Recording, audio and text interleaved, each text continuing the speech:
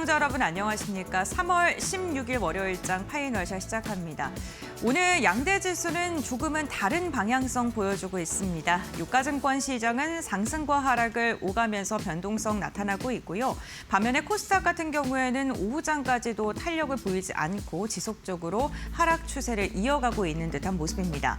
다만 양대 지수 방향성은 다릅니다만 상승하는 종목보다는 하락하는 종목이 더 많다는 공통점을 갖고 있고요. 원달러 환율은 지속적으로 1,500원대를 위협받고 있는 듯한 모습입니다.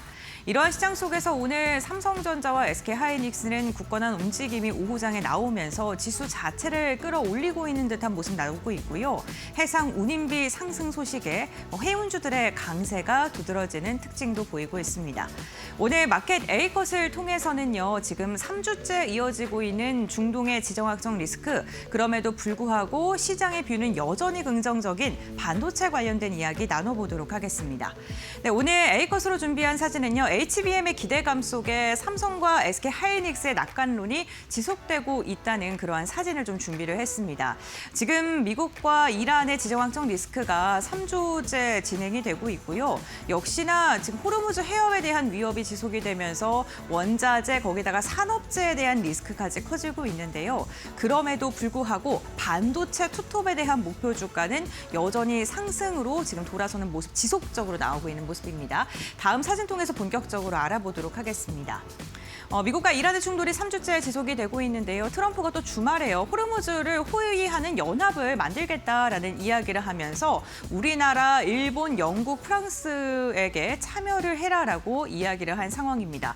다국적 해상 호위 작전을 추진하겠다라는 거고요. 지금 다양한 국가들의 셈법이 굉장히 복잡해진 구간인데요. 시장에서는 이렇게 트럼프의 연합이 추진되게 된다면 군사 개입에 대한 가능성 그리고 호르무즈 해협의 봉쇄가 더 장기화될 것이다라는 분석이 지금 더해지고 있는 듯한 모습입니다.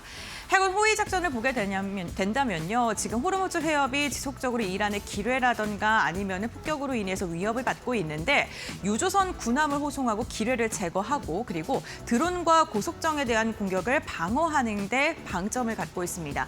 현재 호르무즈 해협 같은 경우에는요. 지금 정체된 선박이 600척 이상으로 확인이 되고 있고요. 정상 운행으로 돌아가기 위해서는 수개월의 시간이 필요하다라는 이야기가 나오면서 유가는 물론이고요. 원자재 그리고 산업재의 가격까지도 급등하는 흐름이 나타나고 있습니다. 제가 지난주 금요일 날 앵커 브리핑 마켓 A컷 시간을 통해서도 말씀을 드렸는데 오늘 시장에서 부각을 받고 있는 부분은 해상 운임 비용이 상승하고 있다는 것 그리고 알루미늄 가격의 상승에 좀 주목을 하고 있습니다. 특히나 바레인의 국영 알루미늄 기업이 재련소의 생산 라인의 3개를 가동을 중단한 상황이라고 합니다. 아무리 만들어도 보낼 곳이 없으니까 중단을 하게 된 것이고요. 이를 통해서 연간 생산 능력이 19%가량 줄어들 것으로 확인되고 있습니다. 이러한 소식이 전해지면서 국제 알루미늄 가격도 지금 천정부지로 치솟고 있는 상황이고요. 현재 기준으로는 톤당 약 3,500달러, 2022년 이후에 최고치를 기록을 하고 있다는 겁니다. 여기서 중요한 건요. 수요가 증가해서 이를 통해 가격이 상승하는 게 아니라 공급이 줄어들어서 상승을 한다는 거고요. 알루미늄 같은 경우에는 전방 산업에 굉장히 많이 사용되는 재료이죠. 자동차, 항공, 그리고 전력선, 건설, 전자제품. 그러니까 최근에 지금 시장에서 많이 부각받고 있는 전력이라던가 전자제품의 알루미늄이 많이 사용되기 때문에 제조업 전반의 원가의 상승 압력이 이어질 수 있고 이게 결국에는 시장 자체를 위축시킬 수 있다라는 부담감으로 작용하고 있습니다. 알루미늄뿐만 아니라 반도체에 들어가는 핵심 소재 역시나 중동에서 많이 생산되고 있는 상황입니다. 대표적으로 헬륨 같은 경우에는 웨이퍼 냉각과 리크 테스트에 사용이 되는데 역시나 지금 헬륨 가격이 급등하고 있는 듯한 모습이 나타나고 있고요. 황산이라던가 브롬 같은 경우에도 중동 지역에서 만들어지는 게 30%가량인데 반도체 필수적으로 사용되는 소재단에 지금 적용되는 원자재고요. 결국에는 이러한 3가지의 가격이 급등을 하면서 비료 가격도 상승하고 있고 그리고 결국에는 원자재 가격이 산업금속까지도 충격이 확산되는 모습이 나타나면서 반도체 시장 자체를 흔들 수 있지 않을까라는 우려까지 더해지고 있는 듯한 모습입니다. 유가가 상승하고 원자재가 오르고 산업재 전반적으로 상승하니까 이란에서도 조금 눈치를 보는 듯한 모습이었는데요. 미국에 대해선 협상이 조금 불가능하지만 제3국에게는 안전한 통행을 제공하겠다, 이러한 이야기를 하면서 조금은 스탠스가 좀 낮아진 모습도 확인을 해볼 수 있었습니다.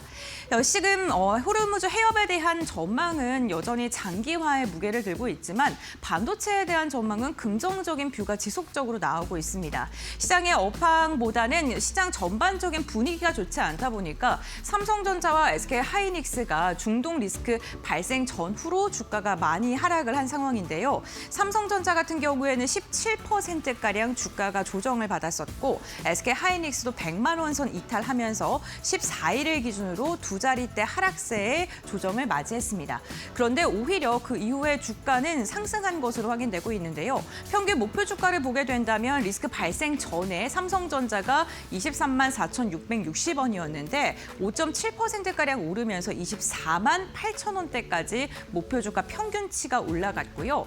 SK하이닉스도 129만 원대에서 132만 원대로 목표 주가가 2.6%가량 상승된 것으로 확인되고 있습니다. 그러니까 실제 주가는 조정을 받았는데 증권가에서 보는 뷰는 오히려 더 좋아져서요. 목표 주가가 전반적으로 오른 것으로 확인되고 있고요. 27개의 보고서가 나왔는데 그곳 중에서 목표 주가를 하향 조정한 곳은 단 한 곳에 불과했습니다. 그만큼 전반적인 업황에 대한 우려는 없기 때문에 주가의 조정을 매수의 기회로 삼아라라는 이야기를 한 증권사가 많다는 점 참고해 보시면 좋겠습니다. 특히나 매출과 영업이익 올해 더 기대된다라는 게 공통된 의견이었는데요. 삼성전자는 매출 전망이 520조 그리고 영업이익이 200조에 육박할 것으로 확인되고 있고요. 그리고 SK하이닉스도 매출이 230조인데 영업이익이 무려 168조가량을 달성할 것이다라는 증권가의 뷰가 지속적으로 나오고 있습니다. 결국에는 공통점을 좀 정리를 해보자면 HBM의 수요가 지속적으로 증가한다는 건데요. AI 데이터 센터가 늘어나면서 HBM에 대한 수요는 여전히 폭발적이고 이게 삼성과 SK하이닉스의 주가를 끌어올릴 것이다라고 전망을 하고 있습니다. 여기다가 메모리 가격이 상승을 하고 있다는 점도 주목하고 있습니다. HBM뿐만 아니라 DRAM 안에서 범용에 대한 수요도 증가하고 있고요. 낸드 부분의 수요도 증가하면서 공급에 대한 것은 제한적인데 수요가 계속해서 늘어나고 있다는 점을 시장에서 주목하고 있고요. 결국에는 데이터 센터가 DRAM과 낸드 출하의 60% 이상을 소비하는데 글로벌 시장에서의 빅테크 기업들이 데이터 센터에 대한 증설을 지속적으로 하고 있기 때문에 이게 결국에는 삼성전자와 SK하이닉스의 실적으로 이어질 수밖에 없다라고 증권가에서는 공통적으로 이야기를 하고 있고요. 결국에는 이익 체력 자체가 여전히 좋다라는 게 의견인 듯합니다. 다음 장 이어서 확인해 보도록 하겠습니다. 지금 목표 주가를 가장 높게 부른 증권사가 KB증권이고요. 삼성전자는 32만 원, SK하이닉스는 170만 원을 외쳤습니다. 리포트 두 장의 내용을 좀 정리를 해봤는데 삼성전자에 대해서는 내년까지 완판을 하면서 실적이 본격적으로 성장할 것이다. SK하이닉스에 대해서는 AI 메모리 수요 급증의 최대 수혜 기업이다라고 평가를 했습니다. 매출 전망은 520조와 199조, 그리고 230조, 168조를 들었는데요. 여기서 주목하는 건요. 가격이 이렇게 오를 수밖에 없는 이유, 주가가 상승할 수 있는 이유에 대해서 삼성전자는 DRAM의 가격 상승률이 148%고 낸드를 111%로 봤고요. 하이닉스에 대해서는 낸드가 조금 더 실적을 높이는 데 영향을 줄 것이다라고 이야기를 한 것입니다. 결국에는 삼성전자가요. AI 서버의 메모리 수요가 확대되고 그러니까 HBM의 판매가 증가가 되면서 DRAM 부분의 실적이 결국에는 전체 실적의 성장을 이끄는 데 가장 큰 보탬이 될 것이다라고 본 것이고요. 여기다가 범용 DRAM의 가격 상승 역시나 삼성전자에게는 긍정적인 영향을 미칠 것이다라고 해석을 해볼 수 있습니다. SK하이닉스는요. 낸드 부분의 가격 상승을 좀 주목을 했는데 AI 데이터 센터 저장 장치의 수요가 확대가 되면 역시나 이 SSD 부분에서 SK하이닉스가 실적을 끌어올 수 있고 이게 실적 상승의 요인으로 작용할 수 있다라고 KB증권에서는 바라본 거고요. 핵심 성장 동력을 보게 됐을 때 삼성이 AI 서버 확대와 HBM 공급 증가라면 하이닉스는 메모리 수요 급증으로 인해서 HBM은 단단하게 받쳐주고 있고 여기에다가 ESSD라는 게 또 다시 실적의 보탬이 되는 모멘텀이 될 것이다라고 전망을 한 것입니다. 결국에는 삼성전자와 SK하이닉스 모두 다 D램과 낸드 부분의 실적 성장이 제자리대를 유지할 것이다라고 공통적으로 바라보고 있기 때문에 이게 실적으로 반영되게 됐을 때 지금의 주가는 여전히 저평가 구간이다라고 이야기를 했으니까요. 이 부분 참고해 보시면 좋을 것 같습니다. 오늘 제가 반도체에 대한 이야기를 전해드린 건요. 엔비디아의 GTC가요. 우리 시각으로 오늘 밤에 진행이 됩니다. 거기서 엔비디아에서 과연 루빈에 대해서 어떠한 이야기를 할지 삼성과 SK하이닉스의 투자 힌트를 어떤 걸 줄지 저희와 함께 지켜보시길 바라겠고요. 반도체 관련 기업들 내일도 이러한 시세를 이어갈 수 있을지 주목해 보셔야 될 것 같습니다. 네, 마켓웨이커 브리핑 여기서 마무리하도록 하고요. 이 시각 우리 시장의 움직임 함께 살펴보도록 하겠습니다. 김주영 아나운서가 전해드립니다. 네, 국내 증시 시장 흐름 같이 한번 체크해 보시죠. 오늘 국내 증시는 장중에 등락을 반복하면서 변동성 장세가 펼쳐지고 있습니다. 달러당 원화가 1,500원 아래로 내려왔지만 국제 유가는 또다시 상승을 하면서 WTI가 배럴당 100달러 돌파를 코앞에 두고 있는 상황인데요. 이에 따라 국내 증시 상단이 제한적인 모습 확인되고 있고요. 현재 국내 증시의 경우에는 혼조세를 이어가고 있습니다. 좀 더 자세하게 시장 체크해 보시죠. 코스피 먼저 확인해 보겠습니다. 네, 오늘 코스피 상승 출발하면서 1% 넘게 강세를 보였는데요. 다만 차익 실현 매물 출회가 되면서 하방 압력을 받았고요. 오늘 5,440선까지 밀려나는 모습 확인이 됐었습니다. 5장 들어서면서 다시 한번 낙폭 축소하면서 상승 전환에 성공을 한 코스피고요. 오늘 코스피의 경우에는 삼성전자와 SK하이닉스, 반도체와 함께 지주사들이 강세를 보이면서 코스피 지지해내고 있는 모습까지 확인되고 있습니다. 현재 구간에는 5,525포인트 지나가고 있습니다. 이어서 코스닥 살펴보시죠. 네, 오늘 코스닥의 경우에는 전반적으로 흘러내리고 있는 모습들 확인되고 있습니다. 장 초반 금요일장 강했던 제약바이오 섹터가 강세 흐름을 보이면서 출발을 했지만 빠르게 차익 실현 매물이 출회가 되면서 코스닥 하방 압력을 받았고요. 오늘 코스닥의 경우에는 1,120선까지 밀려났지만 현재 구간에는 1,130선 부근 지나가고 있다는 점 확인해 볼 수 있습니다. 수급적인 부분도 체크해 보겠습니다.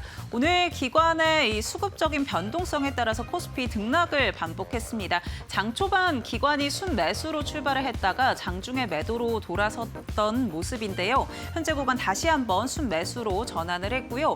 이에 따라 코스피 상승과 하락 또 상승을 반복하는 모습들 확인해 볼 수가 있었습니다. 개인의 경우에는 오늘 7천억 원 이상 담아내고 있고요. 외국인 오늘도 매도에 나서면서 7,900억 원 이상 팔자세를 이어가고 있습니다. 수급적인 부분 코스닥도 체크해 보시죠. 오늘 코스닥 안에서는 개인만이 순매수에 나서면서 코스닥 지수 방어를 해내고 있는 모습입니다. 7천억 원 이상 담아내고 있고요. 외국인의 경우에는 7거래일 연속 매도세 이어가고 있고 기관의 경우에는 금요일장 순매수를 취했지만 오늘장에서는 매도로 전환한 모습 확인되고 있습니다. 외국인은 5천억 원 이상, 기관은 1,600억 원 이상 팔자세 이어지고 있습니다. 이어서 시장에서 주목받고 있는 키워드 같이 한번 체크해 보시죠. 오늘 해운 확인되고 있습니다. 앞서서 트럼프 대통령이 호르무즈 해협에 호의를 제공하겠다라고 언급을 했지만 실질적으로 전력이 부족하다라고 이야기하면서 호의를 제공하지 못하는 모습들을 보였는데요. 월스트리트 저널에서 트럼프 행정부가 이번 주에 호르무즈 해협과 관련한 이 호의 연합을 발표할 것이다라는 소식이 나오면서 오늘 해운주들이 강하게 움직이고 있습니다. 우방국 7개국에 요청을 했고요. 그 가운데 한국이 포함되어 있는데요. 청와대 측에서는 신중하게 검토하겠다라는 입장을 발표한 상황입니다. 오늘 해운주들 움직임 같이 한번 체크해 보시죠. 네, 오늘 흥한해운 28%대 급등하고 있습니다. 장중에 상한가 터치한 이후에 상승분을 소폭 반납한 모습이고요. STX 그린로지스 20% 급등, 대한해운도 17%가량 급등하고 있습니다. 페누션은 1.9% 상승하고 있고요. HMM의 경우에는 약세로 전환한 모습 확인되고 있습니다. 이어서 다음 키워드 체크해 보시죠. 다음 키워드는 반도체 확인되고 있습니다. 현지 시간 16일 엔비디아의 GTC 이벤트를 앞두고 있죠. 이러한 기대감들이 지난주 금요일 미국 증시에서도 반영이 되는 모습이었는데요.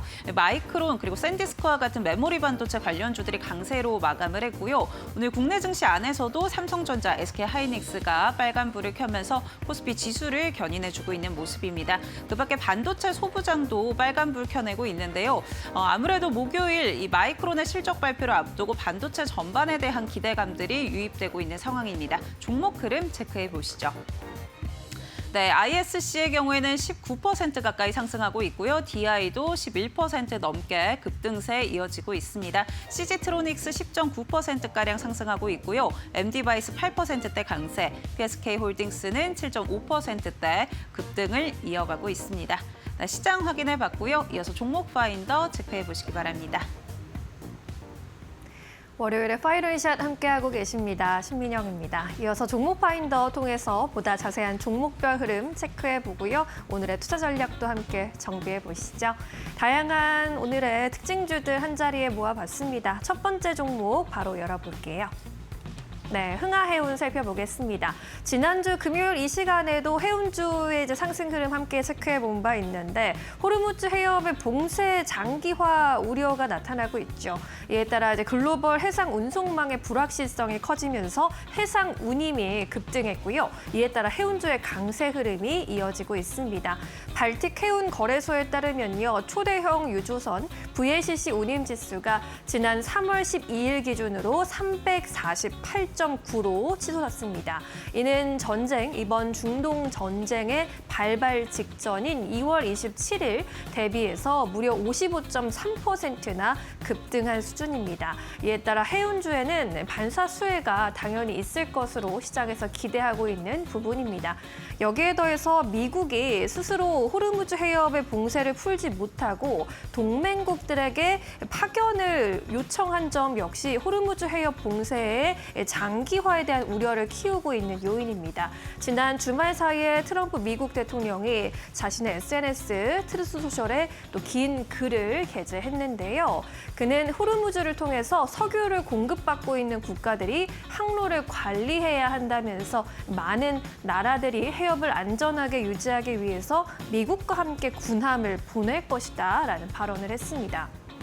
그러면서 우리나라를 비롯해서 중국, 일본, 영국, 프랑스 등 5개 국가를 콕 집어서 거론을 한 건데요. 이렇게 중동 국면이 새로운 상황에 또 들어가 있는 가운데 우리나라의 외교적인 셈법도 다소 복잡해지고 있는 상황입니다.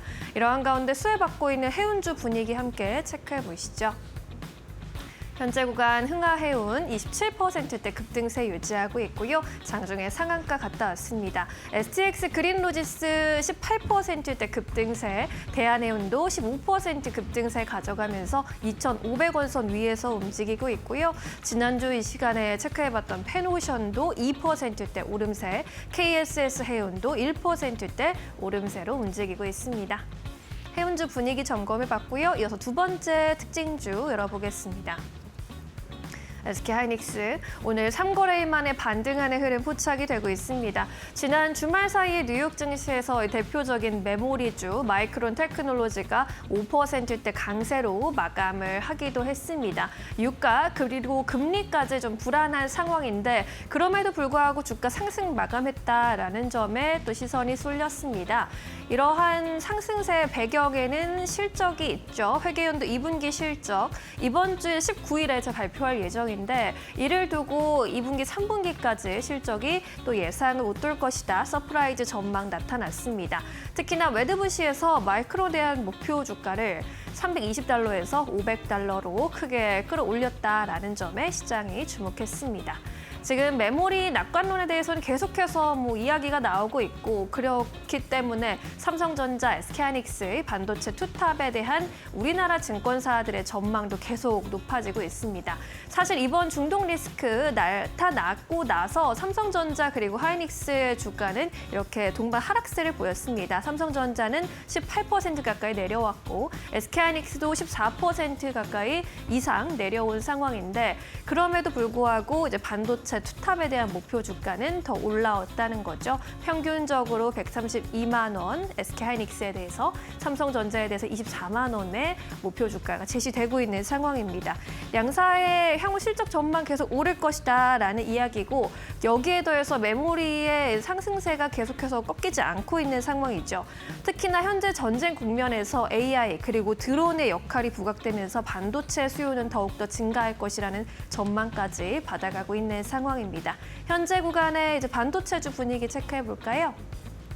하이닉스 4%대 오름세로 95만 4천 원까지 또 올라와 있고요. 삼성전자도 1에서 2%대 오름세 유지하고 있습니다. 코스닥단에서는 ISC 활약도 돋보이고 있습니다. 17% 급등세로 21만 8천 원 선 거래되고 있고요. 또 다른 코스닥 반도체주 PSK, MK전자 10에서 14%까지 급등 흐름 가져갑니다. 반도체주 만나봤고요. 이어서 세 번째 특징주 열어볼까요? 네, 카나프 테라퓨틱스 새로운 이름이죠. 오늘 코스닥에 새로 들어온 새내기 상장주입니다. 코스닥 상장 첫날부터 트리플 달성했습니다. 공모가 대비 3배 뛰어오른 것에 성공하면서 화려하게 데뷔를 했고요. 이번에 공모가 역시나 희망 범위 상단이 2만 원으로 확정지었습니다. 증거금은 9조 5천억 원 이상 모았고 일반 청약 경쟁률 1,899대 1을 기록했습니다. 지난 2024년 기준으로 영업이익 47억대 찍은 회사이기도 하고요.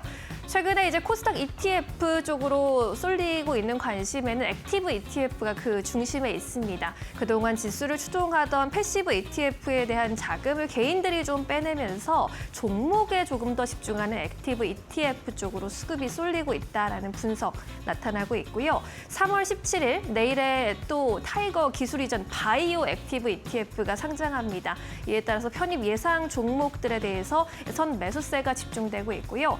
코스닥 기술 이전 관련주의 수급을 추가적으로 견인할 것이라는 분석이 나옵니다. 그리고 일정적으로 봤을 때 바이오 쪽에 4월 17일 지금으로부터 한 달 후에 미국 암 연구학회가 예정돼 있는데 세계 3대 암 연구학회 중에 하나이고요. 이로 인해서 또 한 달 전인 내일까지 초록 제목을 공개해야 합니다.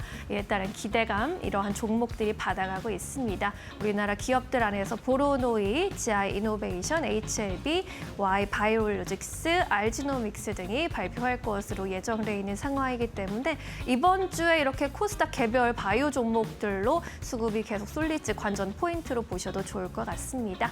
오늘 분위기는요. 카나프 테라퓨틱스 장중에 7만 원까지 찍었다가 현재 62,400원 선 지나가고 있고요. AB 프로바이오가 상한가 직행한 채로 머물러 있습니다. Y 바이오로직스 23%대 급등세 가져가고 있고요. 오스코텍, 앞타머 사이언스 같은 종목들 강한 흐름 포착되고 있습니다.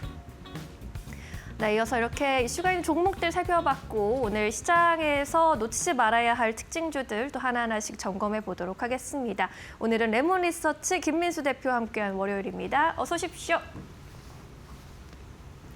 네, 오늘 대표님이 골라주신 첫 번째 특징주 바로 열어보겠습니다. 네, 삼성전기 살펴보겠습니다. 오늘 코스피는 장중에 등락을 거듭하고 있는데 삼성전기의 경우에는 장중 내내 플러스권에 머물러 있습니다. 인공지능 AI 열풍 속에 힘입어서 이제 삼성전기의 경우에도 영업이익 1조 클럽 진입을 예고하고 있습니다. 주가도 양호한 상황. 삼성전기 어떻게 보세요?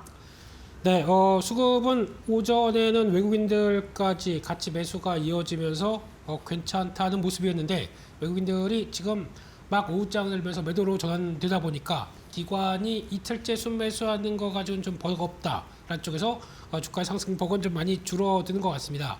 이제 지금 현재 한 1.7%대 상승으로 이어지고 있는데 하지만 지금 시장이 좀 혼조 국면으로 가는데 그래도 잘 버틴 종목이고 그다음에 다음 국면 쪽으로 이어가는 변화를 본다라고 했을 때는 아직까지는 실망감보다는 기대감이 더 높다라고 바라봐야 될 그런 상황이라고 보여지고 있습니다. 그렇죠. 삼성전기는 이번에 엔비디아 GTC 2016에 대한 기대감이 상당히 높은 시점으로 보여지고 있습니다. 그와 관련돼서 엔비디아 쪽에 들어가는 NV 스위치용 FC BGA의 납품이 기대가 되고 있고요. 그런 쪽에서 이제 엔비디아도 이번에 베라 루빈 시리즈를 공개하고 다음에 이제 파인만 시리즈로 넘어가기 시작하면서 기판도 바뀌고 수요도 늘어나고 하는 관점들이 여러 가지 나오기 시작하게 되면 이에 따른 기대감들도 점점 커질 수 있는 이 기판 쪽의 강자의 모습들을 좀 보여주지 않나라고 생각되고 있는데 올해 이 관련된 쪽에서 이 컴포넌트 사업부죠. 이쪽들은 영업이익이 한 35%대까지 올라갈 걸로 보여지고 있고요. 그 정도까지 증가할 걸로 기대를 하고 있고 빅테크 6개사를 고객사로 보유했다라고 하게 되면 이에 따른 자신감들이 특히 지금 같은 KPX 증가가 계속 되고 있는 관점 쪽에서 빅테크 기업들에 대한 관점들과 그 수요에 대한 기반들은 역시나 긍정적으로 나올 수 있겠다라고 바라보고 있는데 일단 삼성전기의 매출 구성을 보게 되면 그래도 MLCC라고 하는 쪽이 거의 40% 이상 차지를 하는 모습들이고 카메라 모듈이 한 36% 그리고 또 반도체 패키징 관련된 기판이 한 20% 차지를 하다 보니까 그래도 MLCC 쪽을 가장 먼저 또 챙겨해 봐야 되겠죠. 그런 쪽에서 중국이나 대만 쪽에 좀 시장 점유율이 낮은 업체들 중심으로 이제 가격 인상을 먼저 하기 시작을 했다고 봐야 될 것 같고요. 그러다 보니까 결국에는 무라타까지 가격을 인상하겠다라는 쪽에 대한 변화가 나오다 보니까 삼성전기도 이에 동참하면서 피해 상승이 이끄는 과정들을 계속 또 시장에서는 실적 호조의 근거로 본다라는 쪽들도 눈여겨봐야 될 것 같고요. 특히 이제 하이엔드급에 들어가는 서버용이나 그리고 또 데이터 센터용에 들어가는 기판 쪽은 우리 가동률이 90% 이상 들어간다라고 하는 모습들이고요. 특히 AI 서버향으로 들어가는 업체들 같은 경우는 낮은 시장 점유율을 갖고 있거나 기술력이 안 되는 쪽들은 못 들어가고 있는 상황들이기 때문에 선택된 업체들만 들어가서 이 수혜를 본다라고 하게 되면 지금 나오는 가동률과 함께 그만큼의 P와 Q가 모두 다 좋아질 수 있는 국면까지 들어갈 수 있는 쪽들이 MLCC다 안쪽에서 재부각을 받고 있다라고 봐야 될 것 같고요. 또 두 번째 카메라 모듈 같은 경우도 이번에 갤럭시 S26의 판매가 전작 대비해서 많게는 한 30% 이상 늘었다는 초기 반응들이 나오기 시작하는 만큼 그에 따른 기대감 특히 이제 지난 스마트폰 갤럭시 S25보다 일단 메모리 반도체 가격들이 올랐을 템에도 불구하고 그보다는 가격을 그렇게 크게 인상을 안 했다라는 쪽들에 대한 어떤 변화가 판매량에서도 그래도 이어진다고 봐야 될 것 같고요. 게다가 또 추가적으로 카메라는 로봇 밸류를 또 가져오기가 딱 좋습니다. 지난 옵티머스 관련된 쪽에서 테슬라의 옵티머스에 대해서도 어떤 납품 가능성들이 나오고 있고 구체화되기 시작하면서 납품을 한다라고 하게 되면 또 하나의 로봇 밸류에 대한 기대감들도 같이 남아있을 수가 있기 때문에 카메라 모듈 사업들도 여전히 관심이 높다고 봐야 될 것 같고요. 특히 또 앞서 말씀드렸던 기판 쪽들은 여전히 서버나 네트워크 쪽에 대한 비중이 좀 더 늘어나기 시작하면서 기대감이 높고 풀캐파가 들어가는 만큼 특히 지금 나오는 마진들은 계속 유지가 될 텐데 하나 이제 시장에서 바라보는 모습들은 원자재 가격들이 계속 올라가다 보니까 그에 따라서 전도성 높은 물질, 뭐 금이나 백금, 은 같은 경우가 올랐을 때에 대한 부담감은 있다고 하더라도 최근 들어서는 오히려 유가가 올라가다 보니까 이쪽의 원자재들은 좀 떨어집니다. 그래서 하향 안정화가 됐을 때는 오히려 어떤 수혜를 볼 수 있는 마진은 그 걱정했던 것보단 여전히 유지가 될 수 있겠다라는 쪽으로 보게 되면 기판 쪽에 대한 기대감도 커진다라고 봤을 때 이 세 섹터 특히 IT 하드웨어 쪽에서 반도체가 아닌 쪽에 대해서는 삼성전기가 보여줄 수 있는 역량들은 충분히 있다는 쪽에서 그거를 어느 정도 차지하는 비중 쪽으로는 시장에서 관심이 높다는 쪽에서 계속 흔들릴 때마다는 관심이 높게 또 접근을 해야 되는 그런 종목으로 바라보고 있습니다. 네, MLCC 모듈 기판까지 모멘텀 여전히 남아있다라는 점 자세히 점검해 주셨습니다. 삼성전기 투자 판단에 참고해 보시기 바라겠습니다. 이어서 두 번째 특징주 열어보겠습니다. 네, LS 살펴보도록 할게요. 지난해에도 역대 최대 실적 달성한 것으로 확인되면서 오늘 여러 가지 헤드라인들 잡히고 있고요. 주가도 상승세로 화답해주고 있습니다. LS 분위기 좋은데 어떻게 보세요? 네, 수급적으로는 이틀째 기관이 순매수를 하고 있습니다. 그런데 오늘 보니까 외국인들의 한 3일째 매도세가 좀 강화되면서 주가가 뻗어나가는데 좀 방해 역할을 좀 한다라고 봐야 될 것 같고 그렇다고 하더라도 LS가 보여주고 있는 어떤 지주사의 역할 쪽에서 앞으로의 기대감들은 충분히 있다는 쪽으로 봐야 될 것 같은데 일단 이번에 3차 상법 개정안이 통과가 되면서 이제 자사주 매입과 그것 따른 이제 소각 쪽에 대한 얘기들은 계속 나올 수밖에 없고요. 네. 특히 LS도 자사주가 한 13% 정도 갖고 있는 상황들이기 때문에 이 정도를 또 소각 얘기가 또 나올 수밖에 없기 때문에 또 이 정도 이 뉴스가 나오게 되면 주가에 대해서도 긍정적일 수가 있겠다라고 바라보고 있고 또 하나 이번에 내일 모레에 가게 되면 대통령께서 자본시장 4대 개혁 방안에 대한 공개를 할 예정입니다.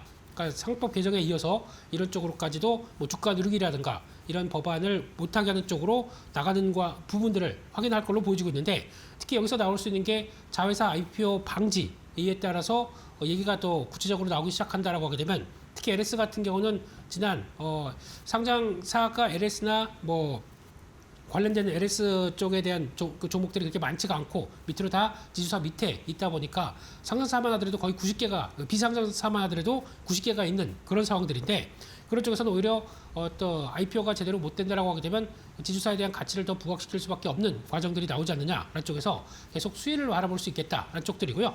또나 LS를 그러면 본업 쪽으로만 집중해서 본다라고 하게 되면 지금 같은 전력 설비, 전선, 그리고 또 전력 대통 쪽에서 가장 또 수혜를 많이 받고 그에 따른 관심이 높은데, 그쪽으로만 집중돼서 움직이고 있는 LS그룹의 지주사의 성격을 보게 되면 가장 수혜가 아니냐라는 쪽으로 바라볼 수 있을 것 같고요. 특히 AI 데이터 센터 그리고 HVDC 이런 쪽에서 모멘텀이 강하다고 보는데, 특히 정부 주도의 국가전력망 프로젝트죠. 그래서 데이터 센터 전력 수요에 대해서 대응하기 위한 이제 서행 고속도로 관련된 쪽에 대한 얘기가 나왔을 때, 특히 송전, 변전, 배전 관련된 이제 풀 패키지의 솔루션을 공급할 수 있는 LS 입장으로 보게 되면 수혜가 크다고 봐야겠죠. 그밖에 LS 일렉트릭이나 LS 전선 같은 경우도 같이 동반적인 수혜를 볼 수가 있겠는데, 일렉트릭 같은 경우는 국내 최초로 HVDC 변환용 변압기를 상용화했기 때문에 또 캐파 증설까지 같이 이어지고 있다라고 하게 되면 일단 3배 정도 늘어나는 캐파에 대한 기대감이 높다고 봐야 될 것 같고요. LS 전선도 마찬가지로 동해 해저 케이블 5공정 증설로 인해서 지금 또 HVDC 캐파가 4배까지 늘어났다라는 쪽들도 다 같이 성과를 좀 누릴 수 있는 그런 측면들이 높다고 봐야 될 것 같고요. 또한 신사업 쪽인데 2차 전지나 그 히토류 관련된 쪽의 모멘텀도 충분히 있다고 봐야 될 것 같습니다. 특히 LS M&M 그리고 또 LS LNF라고 하는 또 조인트 벤처와 같이 영향을 끼치면서 정구체, 황산니켈 같은 2차 전지 소재에 대한 공정이 또 이제 구축이 되는 모습들이고요. 아직 2차 전지에 대한 모멘텀이 강하지는 않다고 하더라도 이 캐즘 구간이 끝나게 되면 가장 또 부각을 받을 수 있는 소재 관련주다라는 쪽에 대해서 기대감이 높고요. 또 하나 LS 전선 같은 경우도 EV나 풍력 그리고 또 로봇 전투기 이런 쪽에 들어가는 히토류나 연구자석 쪽이죠. 이쪽을 미국 버지니아주에 세우겠다라고 지난번 검토를 하겠다라는 쪽으로 공시를 했기 때문에 그에 따른 성과가 나온다라고 하게 되면 또 하나 히토류 관련된 밸류체인에 대해서 미국에서 관심이 높은 만큼 수혜를 받는 측면들도 높다라는 쪽으로 바라봐야 될 것 같고요. 그런 쪽에서 실적에 대한 성장세는 계속 나오고 있는 모습들입니다. 작년에 LS그룹 전체적으로 봤을 때는 매출이 한 45조대, 영업이익이 1조 5천억이 살짝 못 되면서 사상 최대 수준을 보여줬고요.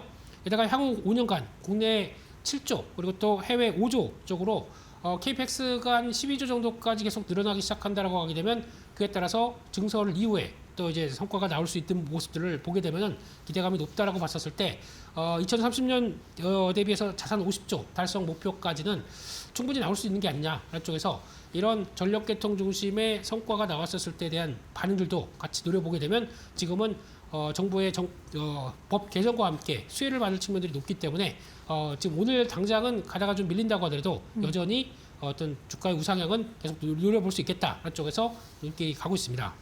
네, 주력인 전력사업, 여기에 더해서 신사업, 2차 전지 분야까지 뻗어나가고 있습니다. 실적에 대한 전망 계속 좋게 나오고 있고 여기에 더해서 자사주 소각 이야기 나오는지도 함께 눈여겨보시면 좋을 것 같습니다. LS 만나봤고요. 이어서 오늘의 공략주 여쭤보도록 하겠습니다. 주말 사이에 다시금 중동 리스크 불거지면서 지수는 다소 주춤한 흐름 이어가고 있는 월요일 장입니다. 매주 이 시간 좋은 종목들 잘 꼽아주고 계신데 오늘은 어떤 종목 함께 공부해 볼까요? 네, 시장에서 전혀 관심이 없는 뭐 엔터 레저 쪽도 이제 봄이 온다라고 하는 쪽에서 롯데관광개발을 한번 볼 때가 되지 않았나 생각을 하고 있습니다. 네. 다 아시는 것처럼 주력은 제주 드림타워, 그러니까 38층이죠. 제주의 최고층입니다. 거기다가 카지노 150 테이블, 300 슬롯을 갖고 있고 또 추가적으로 그랜드 하얏트 호텔, 그리고 또 리테일, 뭐 F&B 쪽까지 이어지다 보니까 임대료 부담이 없습니다. 자가 오너십, 보유, 직접적으로 소유한 구조이기 때문에 그에 따른 임차 비용들이 없는 가운데 나오는 실적 그대로를 영업 이익으로 가져갈 수 있는 그런 모습들로 봤을 때 지금 나오고 있는 카지노 매출이 한 60% 그리고 또 호텔이 한 20% 정도 되는 부분들 쪽에서 일단 외국인들이 많이 와서 성과를 내게 되면 가장 수익성이 좋아진다는 쪽으로 볼 수 있겠죠. 그런 쪽에서 카지노 쪽은 턴어라운드가 뚜렷하게 이어진다고 봐야 될 것 같습니다. 작년에 드림타워 카지노 매출이 한 4,760억 정도 나오다 보니까 전년 동기 대비해서 61%가 증가했고요. 물론 증가율 자체는 조금 꺾일 수는 있다고 보여집니다. 그럼에도 불구하고 지금 나오는 외국인들에 대한 관심도, 특히 환율이 1,500원대로 들어가기 시작하게 되면 우리는 부담이라고 볼 수 있겠지만, 아무래도 소비력이 줄 수는 있겠지만 외국인 입장 쪽으로 본다라고 하게 되면 소비력이 더 늘어날 수밖에 없는 구조겠죠. 그렇게 되면은 오히려 외국인들에 대한 관광객과 소비 씀씀이는 늘어날 수 있겠다고 봤을 때 그런 쪽에서 수혜를 받을 수 있는 또 하나의 섹터다라는 쪽으로 바라보고 있고요. 또 외국인들 VIP나 그리고 또 일반 고객 대상인 이제 매스 모두 성장을 하는 모습들로 보여주고 있는데, 26년 올해 1월에도 이제 카지노 매출이 전년 동월 대비해서 55% 증가했다라는 쪽으로 보게 되면 여전히 강한 성장세를 보여주고 있구나라는 쪽으로 바라보고 있고요. 그런 관점 쪽에서 가장 큰 걱정이 그동안에 코로나19 때 개장을 하면서 그동안에 돈을 많이 들어갔다, 이거를 어떻게 회수하겠느냐라는 쪽에 대한 부분들이었는데, 이게 누적 적자의 절반 이상은 어느 정도 좀 정리가 된 상황들입니다. 특히 드림타워 개발이 총 1조 6천억 정도가 들었는데, 그중에서 이제 순손실이 들어갔던 부분들까지 반영하게 되면은 정기주총이나 이번에 자본잉여금과 관련된 쪽을 어느 정도 전환시키기 시작하면서 이젠 누적 결손을 한 5,200억대, 그러다 보면은 거의 한 3분의 1 가까이는 3분의 2 가까이는 거의 다 털어내는 모습들로 나오기 시작하죠. 그래서 지금부터는 실적이 계속 좋아진다라고 하게 되면 그동안에 반영됐던 부정적인 재무구조의 흐름들을 계속 또 정리가 들어갈 수가 있기 때문에, 또 들어가는 뭐 이자 비용이나 여러 가지들은 많이 또 상쇄가 될 수 있기 때문에 그에 따른 영업 레버리지 효과는 더 가파르게 올라온다라는 쪽에서 기대감이 높다고 봐야 될 것 같고요. 그러다 보니까 배당도 이제 분기 반기 단위로 바꾸겠다라고 하는 회사 측의 입장을 보게 되면 정부의 밸류업 정책과도 딱 맞는다라고 봤었을 때 지금 그동안에 부진했던 재무구조와 함께 좀 정체됐던 주가는 오히려 빠른 변화가 나올 수 있겠다는 쪽들도 눈여겨볼 수 있을 것 같습니다. 따라서 최근 주가는 무슨 전쟁 관련된 쪽의 리스크가 계속 또 이어지다 보니까 이런 때 가장 뭐 항공, 그리고 또 지금 같은 엔터, 그리고 또 여행주, 이런 쪽은 거의 누가 여행을 오겠느냐라는 쪽이기는 하지만 그쪽과 아직 지역적으로 큰 상관이 없다라고 하게 되면 어떤 이번 BTS 복귀와 함께 3월 21일이죠. 복귀와 함께 어느 정도 어떤 날씨도 성수기 쪽으로 들어가기 시작하면서 변화가 들어오기 시작하게 되면 이쪽에 대한 기대감은 서서히 나올 수가 있겠다는 관점 쪽에서 중요한 저항 때 한 21,000원대 중반대만 넘어서기 시작하게 되면 조금 더 빠르게 올라오지 않을까라고 바라보고 있고요. 그렇게 되면 지난 고점대 부근인 약 한 28,000원대 정도까지는 목표가로 가져갈 수 있을 것 같고요. 손절가는 18,000원대로 말씀드리겠습니다. 네, 그동안 이쪽 섹터가 시장의 관심에서 조금 멀어져 있기도 했는데 롯데관광개발, 카지노 사업 중심으로 실적 턴어라운드 기대되고 있는 상황입니다. 목표가 28,000원까지 제시해 주셨으니까요. 잘 참고해 보셔야겠습니다. 대표님 말씀은 여기까지 들어야겠네요. 오늘도 자세한 설명 고맙습니다.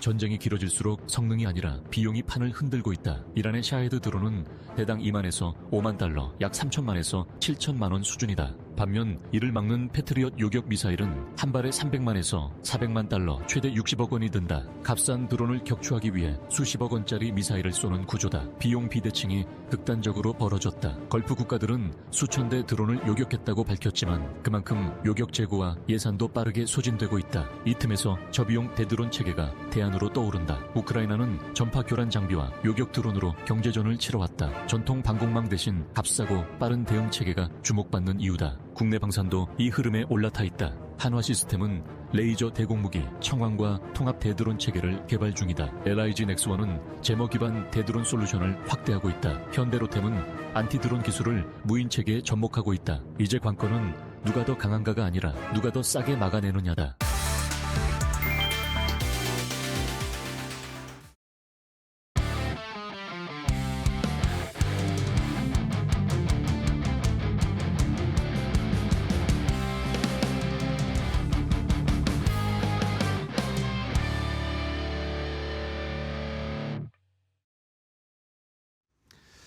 자, 코스피 6천을 향해서 다시 홈런을 쏘아 올리고 코스닥 3천을 향해 달려가 보겠습니다. 이재선의 말로 홈런 시즌2. 오늘도 이데일리온의 이재선 파트너와 함께하도록 하겠습니다. 안녕하세요, 파트너님. 네, 안녕하세요. 네, 반갑습니다. 자, 지난주에 극심한 변동성을 겪고 나서 확실히 지난주에도 말씀해 주셨지만 그 네. 변동성이 이제 점점 줄어들고 있다라는 걸 오늘도 좀 확인할 수가 있는 것 같아요. 주말에 미국 시장이 좀 떨어졌는데 네. 우리 시장은 일단은 코스피는 좀 잘 버티고 있는 것 같아요. 네, 뭐 어제 밤까지도 오늘 우리나라 시장 뭐 대폭락하는 거 아니냐 네. 이렇게 말씀하시는 걱정하는 분들도 분들이 있었어요. 네. 네, 제가 그런 걱정의 글을 많이 봤었는데 뭐 그 정도는 아닌 것 같습니다. 물론 코스닥은 조금 밀리고 있지만 코스피는 이제 다시 이제 플러스 전환돼가지고 움직이고 있는 거 보니까 여러분들이 우려하실 만큼은 아닌 것 같다 정도로 보시면 되고 꾸준히 말씀드렸습니다. 보통 전쟁 리스크라는 것은 전쟁이 끝나면 제일 좋겠지만 이 지정학적 리스크는 시장에 반영되는 게 한 3주에서 4주 정도 됩니다. 네. 그 이후에는 중간중간 뭐 큰 이슈가 있을 때 한 번 정도는 뭐 쉬어가는 흐름으로 만들 수는 있겠지만 계속 시장에 관여하거나 그러진 않는다. 우리가 직접적인 전쟁 국가가 아닐 경우에는 말이죠. 그래서 그렇게 따지면은 빠르면 이번 주, 늦어도 다음 주 정도면 이제 전쟁 리스크에 대해서 서서히 이제 벗어나는 구간으로 이제 돌아올 수 있다라는 것을 말씀을 드렸는데 이번 주까지 일단은 보면서 여러분들이 체크하시면 될 것 같고요. 변동성을 지금처럼 축소한다라고 하면은 생각보다 빠르게 이란 전쟁 리스크에서 우리가 좀 벗어나서 재궤도에 올라올 수 있지 않을까 싶습니다. 차트를 보면서 여러분들이 확인하시면 조금 더 쉽게 볼 수 있을 것 같습니다.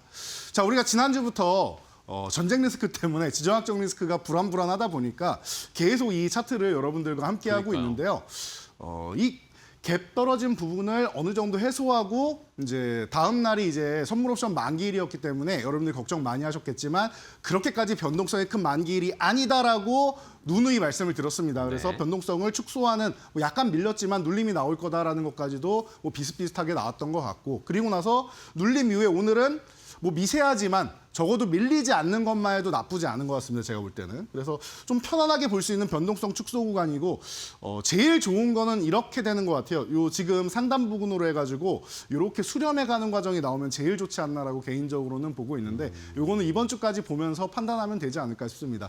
그래서 좋은 모양은 위쪽으로 수렴해 가는 이런 모양이 되는 것이고 그리고 뭐 안 좋은 모양이라기보다는 정상적인 모양이라고는 사실 여기서 그냥 지금처럼 박스권을 그리는 모양 정도는 나올 수 있다. 아래 박스권에 있다가 이 갭을 메우고 5,800쪽을 돌파하면 위쪽 박스권으로 올라간다 정도 개념으로 생각을 하시면 될 것 같아요. 그래서 박스권을 한 칸 정도 올려 세울 수 있는 구간이 언제 나오느냐 이게 관건인데 빠르면은 이제 이번 주 후반에서 다음 주 정도가 될 것이다. 늦어도 뭐 그 이후에 4주 이후에는 제자리 찾아간다라고 누누이 말씀을 드렸습니다. 그래서 네. 우리가 이 위험이 완벽하게 주시장에서 벗어났다라는 신호탄은 이 갭을 메우고 나서 5,800 위쪽으로 올라가서 안착하는 상황이 나오면은 여러분들이 그때부터는 전쟁에 대해서는 딱히 신경을 안 쓰셔도 되는 구간이다라는 거 자신 있게 말씀드릴 테니까요. 지금 구간만 잠깐 여러분들이 주의 깊게 보시고 그리고 사실 크게 주의 깊게 볼 것도 없습니다. 여기서 계속 말씀드렸던 3차 대전이나 핵전쟁으로 벌어지지만 않는다면은 그렇다라고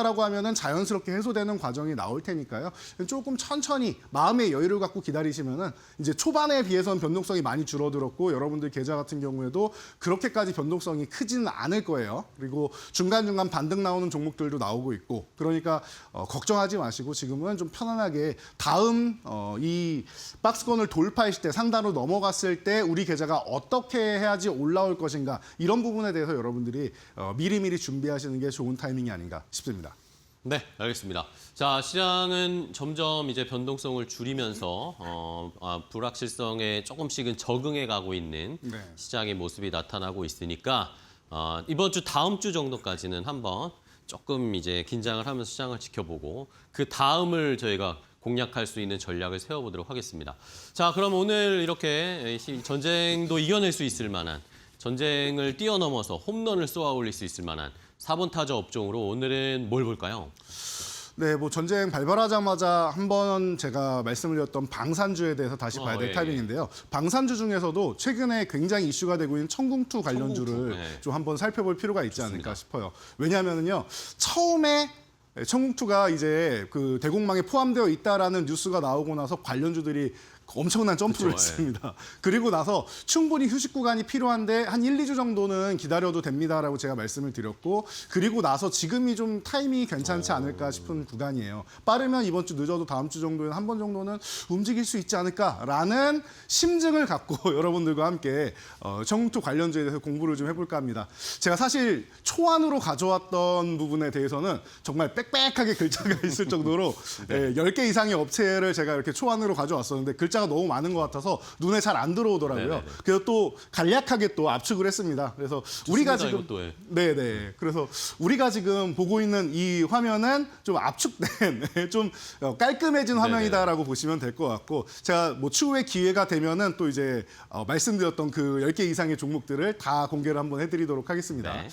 자, 그래서 뭐 우리가 다 알다시피 하나 에어로스페이스가 발사대랑 뭐 추진기관, 발사관 이쪽을 가지고 있다라는 거, 발사대를 가지고 있다라는 거는 다들 아실 거예요. 그래서 최초에 뭐 중동 쪽에도 뭐 4조 원대 수주가 나왔다라고 하면은 거의 발사대라고 생각하시면 됩니다.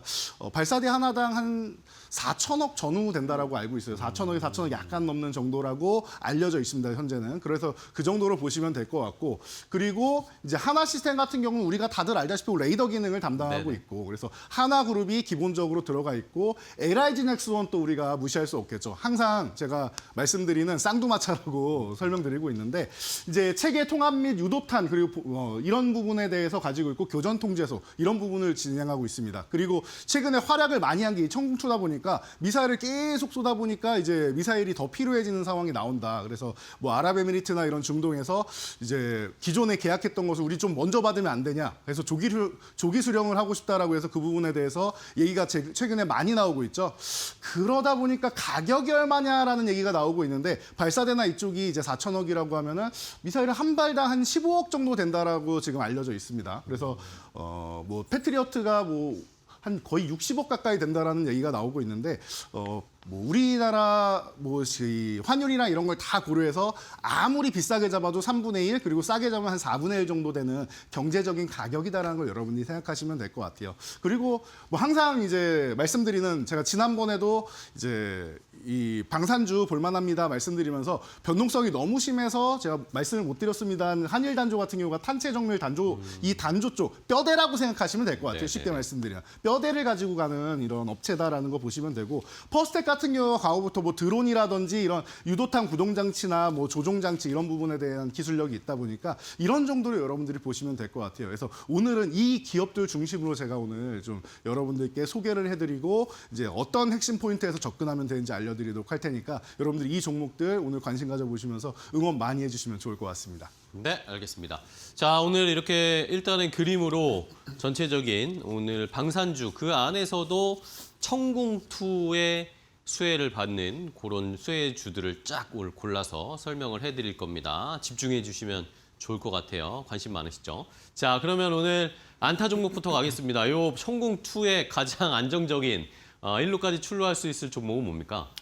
1루까지 출루할 만한 종목 하나 시스템을 보는 게 맞지 않나 하나 싶습니다. 시스템? 네네. 가장 뭐 든든한 왜냐하면은 대공망이다라고 하면은 어쨌든 우리가 0점 조준을 잘 잡아야지 요격을 잘할 거 그쵸, 아닙니까? 지금 얘기 나오는 게 일단 90%는 넘습니다. 뭐 92%, 93% 된다라는 얘기부터 최대 뭐 96% 얘기까지도 나오고 있습니다. 그래서 우리나라 기술력이 이만큼 또 이제 다시 한번 검증을 받는다라고 보시면 될 것 같아요. 기존에는 테스트하는 구간에서는 좋다라고 얘기는 들었었는데 이제는 검증 단계로 이제 실전에서 배치가 되다 보니까 다시 한번 박수를 받는 구간이 다가오지 않나 싶습니다. 그래서 K방산의 두뇌와 뭐 신경만 설계다 이렇게 말씀을 드렸는데 이 종목은 사실 2024년부터 제가 꾸준히 교육해드렸던 종목이고 벌써 700포인트 넘게 올라왔습니다. 그런데 여기서 끝날 건 아닌 것 같아요. 이번 이슈가 이 종목을 텐백으로 이끌어주지 않을까 싶어서 지금도 안타 종목으로는 좀 든든하게 볼 수 있지 않을까 싶습니다. 우리가 모두가 알고 있는 레이더망부터 시작해서 이게 뭐 저궤도 위성이나 이런 쪽까지 우리가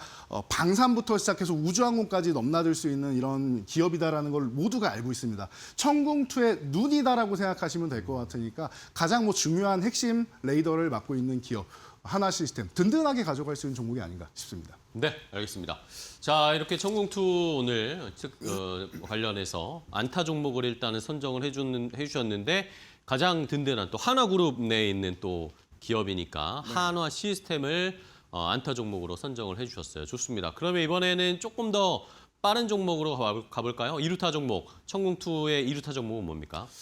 자, 2루타 종목이 좀 고민을 많이 했습니다. 좀 네네. 탄력적인 종목들, 트레이딩 가능한 종목들이 많은데 뭐 여러 종목들이 지금 고점 부근에 있거나 아니면 고점을 돌파하는 좀 비싼 구간에 있어서 조금 쉬고 있는 종목으로 퍼스텍을 선택을 했습니다. 퍼스텍이요? 네, 조금 전에도 간단히 여러분들께 설명을 드렸었는데 이 기업은 과거부터 방산주 하면은 방산주 중에서 뭐 1등 대장주는 아니고 이제 방산 테마 쪽에서 한 3등주 정도로 많이 움직였었고 드론 관련주에서도 또 3등주로 움직이고 보통은 대장주보다 후발주로 많이 움직이는 종목인데 이번에는 이슈가 너무 잘 들어가지고 대장주처럼 잘 움직여주고 있어요. 그래서 좀 트레이딩하기에 좋은 구간이다라고 여러분들이 체크를 해보시면 될 것 같고요.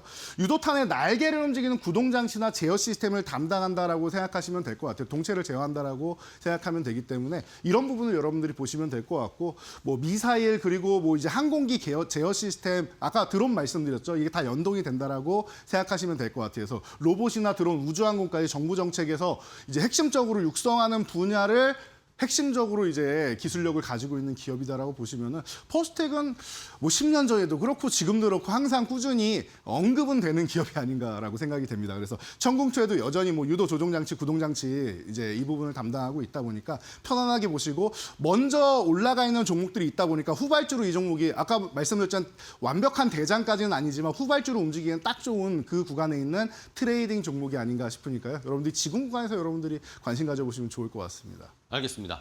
자, 퍼스텍을 이 청궁투의 2루타 종목으로 선정을 해주셨습니다. 이 기술이 또 어떻게 적용이 될지 청궁투에 그리고 청궁투가 더 많이 팔릴지 한번 기대를 하면서 2루타 종목 퍼스텍 봤고요. 자, 그럼 이제는 3루타 종목 호타준 쪽으로 갈게요. 빠르게도 가고 멀리도 갈 수 있을 종목은 뭘까요?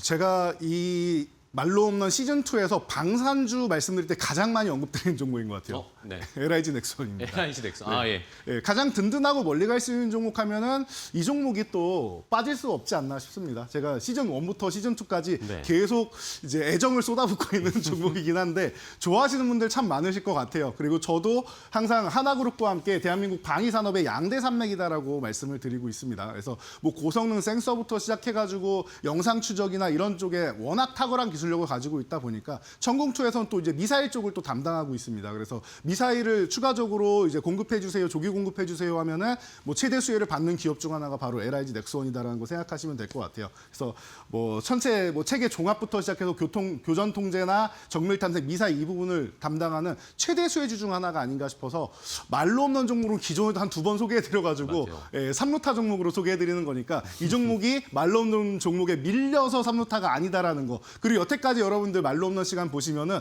3루타 종목이 말로 없는 종목보다 더 많이 가는 경우 굉장히 많이 있었습니다. 그리고 꾸준한 경우 굉장히 많고요. 그러니까 편안하게 보시고 뭐 고스트 로보틱스 인수하면서 이 부분에 대해서도 이제 방산 쪽으로 더욱더 강화할 수 있는 역량을 갖췄다라고 누누이 말씀드리고 있습니다. 앞으로 미래가 더욱더 창창한 기업 바로 LIG 넥스원이 아닌가 싶습니다. 알겠습니다. 자, LIG 넥스원, 뭐 청궁2의 뭐 어떻게 보면 본체라고 할 수 있는 LIG 넥스원 이번 전쟁을 겪으면서 주가가 한 번 레벨업 됐지만 여전히 좋다라는 의견으로 LIG 넥스원 3루타 종목까지 봤습니다. 자, 그럼 이제 말로 없는 종목 보기 전에 저희가 알려드린 말로 없는 종목들 랭킹을 좀 확인을 해봐야 되겠죠? 네, 말로 없는 랭킹은 뭐 최근에는 전쟁 이슈 이후로 방산주나 조금 움직이고 큰 변동은 없습니다. 없어요. 네, 1페이지에는 보면은 LS 일렉트릭하고 현대건설이 좀 올라온 이후에는 조금 조용한 눈치인데 그래도 이 종목들은 지금 바로 밑에서 언제 수익률을 역전시켜도 이상할 게 없다라는 거 생각하시면 될 것 같고요. 2페이지로 넘어가서 보시면 방산주가 좀 올라왔다라고 말씀드렸는데 하나에어로스페이스랑 LIG 넥스원 지금 여기서 끝날 게 아니다라는 거 제가 볼 때 아직 한 발 남았다. 라고 보고 있는데 중장기적으로도 좋고 트레이딩 관점에서 좋다라고 보시면 될 것 같아요. 그래서 리뷰 종목 간단하게 보면은 제가 금요일 날 JLK를 말씀드렸었는데 상한가에 들어갔는데 마지막에 풀렸습니다. 그러면서 상한가에 들어가서 매수 잔량을 좀 남겨놔야 갭상승이 나오는데 10,000원에 도달하지 못했어요. 1차 목표가에. 그래서 오늘 눌려 있는데 차라리 8,500원 아래로 내려오면은 그 구간부터 해서 한 8,000원 전후 구간까지 다시 한번 모아가거나 물량이 적으신 분들은 이제 늘려가는 과정이 충분히 가능하다라는 거. 눌림목 구간이다라고 보시면 될 것 같고요. 다음 종목은 제주반도체 같은 경우가 지금 좀 제가 볼 때는 가능성 있는 종목이 아닌가 싶어요. 지금 44,000원 저항 돌파 시도를 지금 하고 있는데 위쪽으로 올라갔다가 이 전쟁 영향으로 아래의 박스권을 그리고 있는데 이제 슬슬 돌파할 타이밍이 다가오고 있는 것 같아요. 전력 반도체 이 부분에 대해서는 제가 LPDDR 계속 강조해드리고 있는데 언제 이 구간을 넘어서 전쟁을 이겨내는 종목이 돼도 이상할 게 없다라는 거 분명히 하락 추세 돌파한 날도 강조해드렸고 오늘도 다시 한번 강조해드릴 테니까 유심히 한번 보시면 좋을 것 같아요. 그리고 마지막으로 DSC 인베스트먼트 최근에 급등 흐름이 한번 나온 다음에 충분히 휴식을 취하는 게 너무 좋은 것 같아요. 지금 14,000원 부근이다라고 하면은 14,000원에서 14,000원 이하 구간 내려가는 구간마다 밀릴 때마다 천천히 모아간다라고 하면은 지금 이미 뭐 급등 흐름 나온 다음에 1페이지까지 들어갈 정도로 멋진 수익률을 보이고 있는데 다시금 상단을 돌파해서 넘어가는 흐름 충분히 나올 수 있지 않나 싶습니다. 앞자리가 바뀌는 건 당연하다고 저는 생각하는 기업이기 때문에 필요사 AI 초기 투자자다라고 하면은 여러분들이 쉽게 이해하실 거예요. 정부에서 100조 원 AI 투자하겠습니다라고 말씀하시면서 이제 대통령께서 방문한 기업이니까 여러분들이 같이 관심 가져보시면 좋을 것 같습니다. 알겠습니다. 자, DSC 인베스트먼트까지 다시 한번 살펴봐야 할 또 좋은 기회가 온 종목들을 다시 한번 리뷰를 해드렸습니다. 좋은 자리를 잘 선점해 보시기 바랍니다. 자, 그럼 이제 오늘의 말로 없는 종목을 봐야 되겠습니다. 천궁2의 최대 수혜주라고 생각하는 종목, 말로 없는 종목은 뭘까요?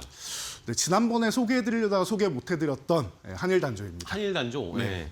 조금 전에도 말씀드렸지만 그냥 뭐 탄체나 이런 뭐 케이스 이런 부분에 몸체를 만드는 기업이다라고 생각하시면 든든한 뼈대를 구성하는 기업이다라고 생각하시면은 여러분들이 편안하게 보실 수 있을 것 같아요. 과거부터 방산주 얘기하면은 하나그룹과 뭐 LIG넥스원 이런 쪽 그리고 넘어가면은 이제 한일단조 같은 기업들이 중소형사 중에서는 굉장히 단단한 기업으로 항상 말씀을 드리고 있는데 이 정도는 여러분들이 이제 알고 계셔야 될 것 같아요. 이 뼈대가 왜 중요하냐면요. 미사일이라는 거는 고온이나 고압 그리고 엄청난 속도로 날아가지 않습니까? 이런 부분을 안정적으로 버티려면은 굉장히 진입 장벽이 높은 기술력을 가지고 있어야 된다라는 부분을 여러분들이 항상 생각하셔야 돼요. 그래서 가만히 있는 이런 뭐 그 기체의 기술보다는 움직이는 그리고 빠르게 움직이고 고온이나 압력에 대해서 이길 수 있는 이런 부분이 저는 이게 제일 중요하지 않나 싶습니다. 나머지 부분도 당연히 뭐 기업에 대해서는 중요한 내용이지만 이게 제일 중요하지 않나 싶어요. 네. 진입 장벽이 높아서 다른 데에서는 진입하기가 굉장히 어렵다라는 걸 여러분들이 생각하시면 되고 그래서 뭐 정밀 단조나 뭐 탄체 이런 부분에 대해서 가장 뭐 앞서 나가는 기업이다라고 보시고 모든 무기의 기본은 튼튼한 뼈대다라는 거. 우리도 사람도 뼈대가 튼튼해야 되지 않겠습니까? 그러니까 기본이 갖춰져 있어야 그 다음에 응용도 하지 않나 싶습니다. 그런 측면에서 한일단조는 앞으로도 저는 꾸준히 볼 수 있고 방산주 많이 움직일 때도 제가 작년에도 후발주 쪽으로 해서 관심 가져보시면 좋을 것 같습니다라고 많이 말씀드렸던 종목이니까 지금 천궁2가 날아오를 때 함께 튼튼하게 날아올 수 있는 종목이고 눌림목에서 보면 좋을 것 같아요. 차트 보면서 가격 전략은 간단하게 소개해드리면 될 것 같습니다. 네. 현재 3,260원 전후 이 구간에서 움직이고 있는데 3,250원 이하에서만 보시면 될 것 같아요. 위로 올라간다라고 하면은 차라리 3,500원을 돌파하고 나서 보는 게 맞습니다. 그래서 매수 관점으로 본다 3,250원 이하에서만 3,000원까지 해서 분할로 모아간다 생각하시면 되고 아예 올라간다면 3,500원 돌파하고 매수한다. 이 개념으로 여러분들이 보시면 될 것 같아요. 그러면은 1차적으로는 정고점 뭐 근처까지 올라갈 수 있는 4,000원 그리고 2차는 5,000원 이런 식으로 올리면서 1,000원 단위로 올리면서 여러분들이 보실 수 있고 지금은 이제 4,000원을 1차 목표치로 한 이유는 첫 번째 그 봉을 하나 만든 다음에 최소한 쌍봉은 만들어야 됩니다. 그래서 기술적 반등이 나오는데 고점을 낮추는 과정까지 생각해서 1차 목표치를 4,000원으로 선택해 드린 거니까 돌파해서 종가까지 안착하면은 보유하시면 되고 만약에 윗꼬리를 달거나 장중에라도 이탈하려는 모습이 보인다라고 하면은 1차 목표치에서 일단 한번 끊어주고 그리고 나서 재매수를 노리거나 다른 종목, 다른 말로 없는 종목도 많이 있으니까 그쪽으로 좀 이동해 보는 것도 좋을 것 같습니다. 왜냐하면은 전쟁이 제 생각에는 좀 빨리 끝나기를 바라고 있는 입장이기 때문에 제가 뭐 장담할 수는 없지만 기원하고 있고 바라고 있는 기도하고 있는 사람이기 때문에 그렇게 된다라고 하면은 1차 목표치에서 끊어주는 게 맞지 않나 생각되니까요. 편안하게 여러분들 보시면서 지금 기회가 왔을 때 기술적 반등 한번 멋지게 한번 노려보시기 바랍니다. 네, 알겠습니다. 자, 이렇게 오늘 천궁2의 수혜를 받을 수 있을 종목, 그중에서 말로 없는 종목으로는 한일단조. 네. 지난번부터 계속 기회가 와야 되는데 네. 라고 말씀해 주셨는데 또 적당히 내려왔습니다. 다시 한번 슈팅 나올 수 있는 그 타이밍을 잘 노려보도록 하겠습니다. 한일단조 시청자분들도 잘 체크해 보시기 바랍니다. 자, 이제 또 이재선 파트너와 여기까지 함께 해야 되는데 오늘 또 바로 유튜브 라이브 하러 이동하셔야죠. 네, 제가 얼른 뛰어가서 요즘 라이브를 켤 테니까요. 여러분들 유튜브 이데일리 채널 TV 채널 오셔가지고 지금 파이널샷 바로 옆에 제 얼굴 있습니다. 거기 터치해서 입장하시면은 제가 오늘장 좀 불안하신 분들도 있을 텐데 네네. 잘 정리해서 안정적으로 편안하게 보낼 수 있는 방법 알려드리도록 하겠습니다. 네, 알겠습니다. 자, 전쟁 때문에 뭐 변동성이 심한 장세지만 이재선 파트너와 함께 또 오늘의 마무리를 한번 잘 준비해 보시기 바랍니다. 자, 오늘 좋은 종목 소개해 주셔서 감사하고요. 파트너님 내일 또 뵙겠습니다. 오늘 고생 많으셨어요. 고맙습니다. 네, 감사합니다.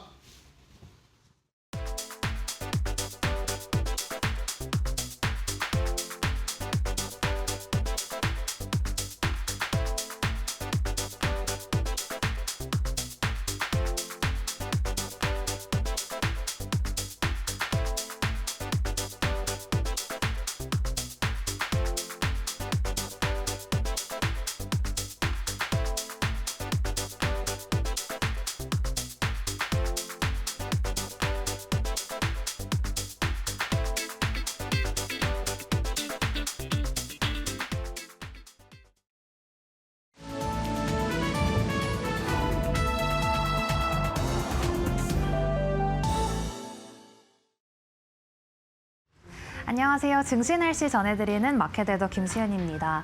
오늘 우리 증시 날씨에 다소 구름이 낀 모습입니다. 아무래도 국제유가가 다시 배럴당 100달러 선을 돌파했고요. 또 환율도 오늘 1,500원 선을 넘어서면서 개장을 했습니다. 그런 가운데 오늘 반도체주 홀로 강세를 보이고 있는데요. 아무래도 엔비디아 GTC가 하루 앞으로 다가오면서 그 기대감이 주가에 반영되고 있습니다. 다음 장에서 시장 분위기 더 자세하게 살펴보시죠. 앞서 말씀드렸던 것처럼 반도체주는 오늘 맑음을 보이고 있습니다. 이번 주는 반도체주 이벤트가 꽉 찬 한 주인데요. 우선 내일 우리 시간으로 새벽 3시에 엔비디아 GTC가 개막을 합니다. 수요일에는 삼성전자의 주주총회 그리고 리사수 AMD CEO가 방한을 하고요. 목요일에는 마이크론의 실적까지 바쁜 한 주가 될 예정인데요. 이번 주 첫 거래일에 반도체주 맑음으로 출발 보이고 있습니다.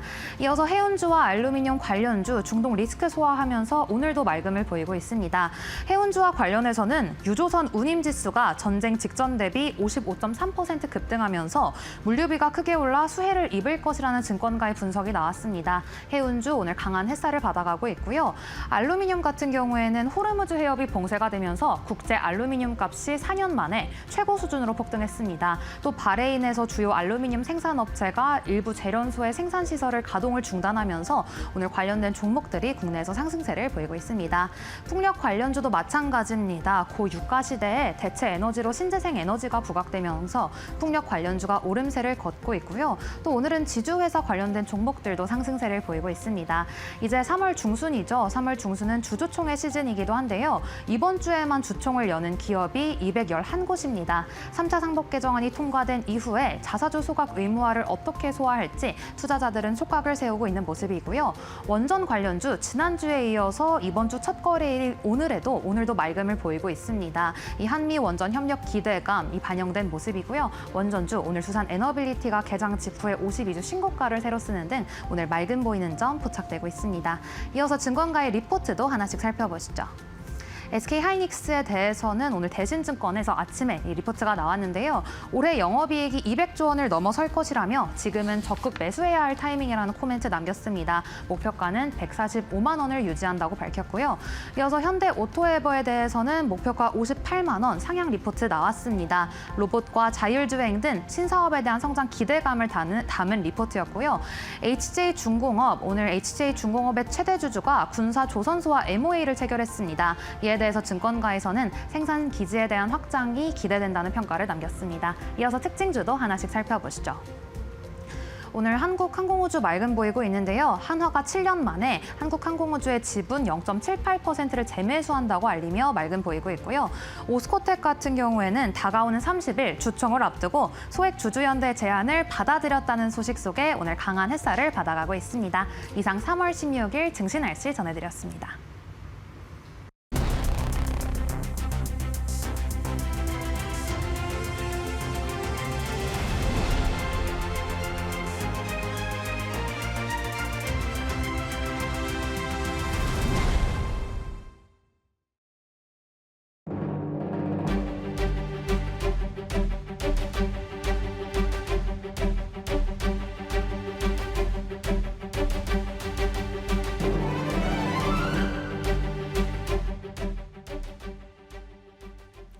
네, 맥락 시간으로 이어가 보도록 하겠습니다. 오늘도 각 산업을 대표하는 전문가와 함께 그 산업에 대한 맥을 심도 있게 짚어보는 시간으로 이어가 보도록 하고요.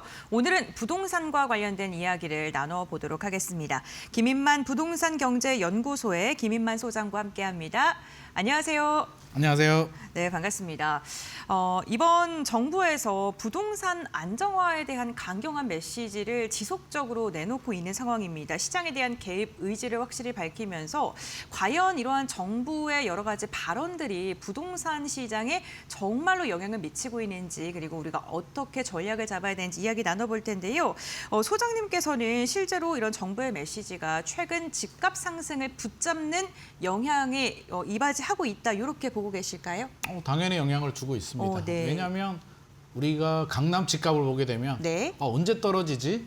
계속 되풀이하던 그 질문에 대한 답이 100주 만에, 거의 약 2년 만에 최근에 상승세가 꺾였습니다. 하락 전환이 됐는데요. 강남 3구, 용산구의 그 한국부동산원 통계를 보게 되면 상승률이 하락 전환을 했다는 것은 굉장히 상징성이 큰 사건입니다. 뉴스를 보게 되면 뭐 20억 떨어진 아파트가 나왔다, 5억이 떨어졌다라고 하는데, 물론 20억 떨어진 아파트는 떨어져도 70억 정도 되는 압구정의 아파트입니다만, 그럼에도 불구하고 작년 한 3개월 전만 하더라도 계좌 받기가 굉장히 힘들었는데 이게 급매가 나오고 있다는 점은 분명한 영향을 주고 있습니다. 왜 영향을 줬냐면 두 가지로 볼 수가 있겠습니다. 하나는 5월 9일이죠.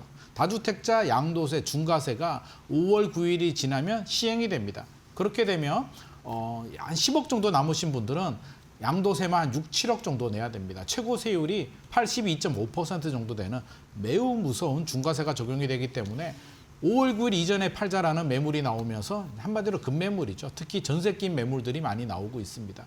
영향을 주는데, 또 하나는 대통령께서 1월 20일 이후부터, 최근에는 중동 전쟁으로 좀 워낙 바쁘셔서 신경을 못 쓰고 있습니다만, 거의 한 2달 정도는 매우 강한 메시지를 냈기 때문에 투자 심리가 위축이 되면서 결국에는 급매가 나온다. 그래서 강남권은 하락 매물이 나옵니다. 마포, 성동도 일부 하락 매물이 나오는데 폭을 보게 되면 한 5에서 10% 정도, 면적이나 단지에 따라서 15% 정도 급매는 나옵니다만, 이건 고가 아파트 시장, 한마디로 많이 올랐기 때문에 양도세가 부담스러운 지역에서 이렇게 급매가 나오는 거고요. 그 외의 지역들, 뭐 15억 아래 서울의 외곽이라든지 경기도권에 대해서는 여전히 강세 흐름을 보여주고 있습니다. 서로 좀 상반된 흐름이라는 거 말씀드리고 싶습니다. 네, 지금 소장님께서 이야기해 주신 것처럼 강남 3구, 마용성 이쪽은 좀 조정을 받는 것 같은데, 노원이라던가 은평, 성북 이런 지역들은 오히려 집값의 조정이 받지 않는 듯한 모습이 좀 지속적으로 나오고 있는데요. 풍선 효과일까 막 이런 이야기도 나오고요. 왜 이렇게 좀 엇갈린 흐름을 보일까요? 이걸 풍선 효과로 보기는 어렵고요. 이제 네. 쉽게 생각을 해보게 되면, 제가 앞서서도 양도세 중과세라고 말씀을 드렸습니다. 양도세라는 건 샀던 취득 가격에서 네. 이제 양도 가격, 팔았던 가격의 시세 차익이 많을수록 세금이 많습니다. 나중에. 그러면 이 양도세가 부담스럽고 부담스럽지 않다는 건 결국에는 많이 오른 아파트, 고가 아파트들이 영향을 받고 있다는 건데, 역설적으로 10억대 아파트를 말씀을 드려볼까요? 7억에 샀는데 이제 10억까지 올라갑니다. 3억 정도 올랐는데 이걸 일반 세율로 파나 5월 9일 지나고 중과세로 파나 5천만 원, 1억 정도 차이가 나는데, 굳이 내가 5천만 원, 1억 급매로 팔 이유가 있겠습니까? 그래서 이들 지역의 집주인들은 급하지 않은 상황이고요. 매수자 입장에서 보자면 이제 신혼부부들이 굉장히 많이 있는데, 최근에 전세 매물이 찾기가 너무 힘들다라는 이야기를 많이 하고 있습니다. 그럼 어떻게 해야 될까요? 결혼을 안 해야 될까요? 전세집을 구하기 힘들다면 네. 결국에는 집을 사야 되는데, 이 신혼부부들이 물론 부모님 도움을 많이 받을 수 있는 뭐 금수저 같은 경우는 뭐 걱정 없이 고가 아파트 시장에 노크를 할 수는 있겠습니다만, 그렇지 않은 일반적인 신혼부부들은 결국에는 10억 플러스 마이너스 알파, 소위 말해서 대출이 6억까지 나오는 15억 이하 아파트에 관심을 둘 수밖에 없기 때문에, 서울에서는 노도강, 금강구, 뭐 강서구 같은 외곽 지역들, 경기도에서도 남부축들, 안양이나 구리, 하남, 동탄 지역들이 상당한 강세를 보이고 있는 상황입니다. 네, 15억 이하의 아파트의 강세장이 펼쳐지고 있다라고 이야기해 주셨는데 소장님 말씀 들으니까 그 강남 다주택자 70억, 80억짜리를 결국에는 다주택이어야 중과세를 받는 거잖아요. 그렇습니다. 이렇게 네. 부자가 많나 이런 생각도 드는데 네네. 그 5월 9일에 대한 이야기를 계속해 주시고 계세요. 그렇다면 이 5월 9일 중과세 유예가 종료되는 이 시점을 전후로 해서 부동산 시장의 분위기가 좀 바뀔 것 같거든요. 어떻게 예측하세요? 상당히 바뀔 것 같습니다. 네. 일단 5월 9일 이전에는 팔아야 됩니다. 근데 5월 9일이라고 해도 서울 전역은 토지거래 허가구역으로 지정이 되어 있습니다. 토지거래 허가구역이 뭐냐면 전세를 끼고 팔 수도 없고 살 수도 없는 규제인데 결국에는 5월 9일 이전에는 중과세도 있고 토지거래 허가구역에 걸린 물건들은 전세를 끼고 팔 수가 있기 때문에 어떻게 합니까? 급하니까 가격을 내려서 내가 유리한 합리적인 금액에 맞춰서 5에서 10% 정도 조정이 돼서 팔고 또 사시는 분들도 있습니다. 5월 9일이 지나면 좀 더 정확하게 말하면 토지거래가를 받는데 시간이 한 3, 4주 정도 소요가 되기 때문에 4월 중순이 지나게 되면 실질적으로 집주인들은 못 팝니다. 82.5%의 세금을 내고 한마디로 10억이 남았는데 8억 세금 내고 내 통장에 2억이 들어온다고 하면 아마 저도 못 팔 것 같습니다. 그럼 어떻게 됩니까? 매물이 잠기겠죠. 입주 물량도 작년 대비 35% 정도 감소한 상황에서 집주인들이 매물을 내놓지 못하게 된다면 매물을 잠기게 됩니다. 결국 매물이 안 나오는데 문제는 매수자들의 반응인데요. 3월, 4월에 급매물 맛을 본 매수자들이 지금 대출 규제도 굉장히 심한 상황인데 5월 9일 지나고 바로 매수자들이 사자에 나서기는 힘들 것 같습니다. 그러면 상당한 거래 실종, 거래 절벽이 될 것 같고요. 고가 아파트 한강벨트 시장, 한마디로 25억 정도 넘어가는 고가 아파트 시장은 거래 절벽이 되면서 꽁꽁 얼어붙을 가능성이 하반기 시장 예측을 할 수가 있습니다. 그러면 또 반대로 15억 아래 구간, 서울 외곽 지역이나 경기 인천 지역 같은 경우는 지금 또 꾸준한 상승세를 보여주고 있습니다만 하반기 이후에도 특별히 달라질 부분이 없고요. 정부에서는 보유세 얘기를 많이 하고 있는데 중저가 아파트들은 보유세 부담도 크지 않기 때문에 이런 중저가 15억 아래 아파트 구간에서는 하반기에도 거래가 되면서 여전히 강세 흐름 우리가 예상을 할 수 있을 것 같습니다. 네, 몇 년 전만 해도 10억이 중저가였는데 이제는 15억이 중저가로 올라갔네요. 그 무주택자들 있잖아요. 네. 실제로 정말 집이 필요한 그런 사람들이 그렇다면 지금 급매물이 나올 때 매수를 해야 될까요? 아니면 조금 추세를 지켜보고 접근해야 될까요? 무주택자들도 진짜 고민이 상당히 엄청 많을 것 많으실 것 같은데 저는 일단 자금력이 되고 필요하신 분들이라면 5월 9일 정확히는 4월 중순 전에 내 집 마련하시는 게 좋습니다. 지금 현장에 나가보게 되면 물론 고가 아파트 시장이긴 합니다만 한 5에서 10% 정도, 많게는 15% 정도 조정된 매물이 나오는데요. 우리가 부동산 시장, 특히 아파트 시장 같은 경우는 30% 정도 내려오게 되면 우리가 폭락이라는 표현을 쓰거든요. 폭락의 절반 정도 조정이 된 15% 정도의 급매물이라면 충분히 노크를 할 수 있겠다라는 생각이 듭니다. 5월 9일 지나면 집주인들이 82.5% 양도세 내고 못 팔겠다라고 하면서 매물을 회수하게 되고요. 결국에는 내려온 호가가 다시 원상 회복이 될 가능성이 상당히 높기 때문에 자금력이 되고 필요하신 분들이라면 내 집 마련해도 좋은데 여기서 좀 주의해야 될 점이 있습니다. 대출 규제가 쉽게 풀리지 않기 때문에 자금 계획을 충분히 면밀하게 검토를 해야 되고요. 최근에 또 세무조사가 굉장히 좀 활발합니다. 그래서 자금 증빙에 대해서 보다 많은 세무사와 상담해서 준비를 하셔야 되는데 부모님한테 특히 이제 증여를 받아서 자금을 확보하시는 분들은 국세청에서 꼼꼼하게 들여다볼 가능성이 높기 때문에 자금 출처에 자신이 없는 분들, 자금 계획 준비가 되지 않으신 분들이라면 좋은 기회라고 하더라도 좀 신중할 필요가 있을 것 같고요. 고가 아파트를 살 수 없는 분들, 15억 아래, 한마디로 신혼부부들, 일반적으로 신혼부부들이 이제 예비 신혼부부들이 보통 35세에서 40세 정도의 결혼을 많이 하게 되는데 두 분이 합치면 자금이 한 4억에서 5억 정도 되거든요. 이분들이 접근할 수 있는 시장은 10억 플러스 마이너스 알파 아파트들이 이제 수요자들이 많이 몰리는데 전세 매물이 귀하기 때문에 하반기에도 아마 많은 분들이 몰릴 것 같습니다. 그렇다면 전세 매물이 귀하고 월세 가격이 올라가는 상황에서 신혼부부들 같은 경우는 상급지, 돈이 많다면 뭐 좋은 지역에 좋은 아파트를 노려보셔도 좋겠습니다만 우리가 중요한 거는 나만의 상급지, 나만의 내 집 마련이 중요하기 때문에 너무 좋은 지역들 무리해서 연끌하시지 마시고 내가 갈 수 있는 작은 범위 내에서 또 생애 최초 분들은 70%까지 대출이 나오는데 저는 70%까지는 추천드리지 않고요. 한 50% 이내로 대출을 받아서 내 집 마련하시고 싶은 분들이라면 하셔도 좋습니다. 왜냐하면 부동산은 주식과 다르게 한번 보유하게 되면 평균 8년 정도, 보통 10년 정도 보유하기 때문에 그 사이에 뭐 중동 전쟁이라든지 여러 가지 변수들이 있더라도 10년 후에는 서울 수도권 지역들은 장기적으로 우상향할 가능성이 높기 때문에 좀 길게 보시고 내 집 마련 전략 세우시는 게 좋을 것 같습니다. 네, 알겠습니다. 고가 아파트 그리고 15억 이하의 아파트 두 가지의 시점에서 전략을 좀 잡아주셨고요. 결국에는 부동산이라는 게 본인이 지금 갖고 있는 자금이라던가 유동 자산 뭐 이런 거에 따라서 전략을 달리 세울 수밖에 없을 듯합니다. 무주택 실수요자들은 기회를 잘 잡게 되면 뭐 이번에 정부의 규제 이런 게 오히려 매수의 기회로 삼을 수 있습니다만 다주택자들 입장에서는 사실 발등에 불이 떨어진 격이거든요.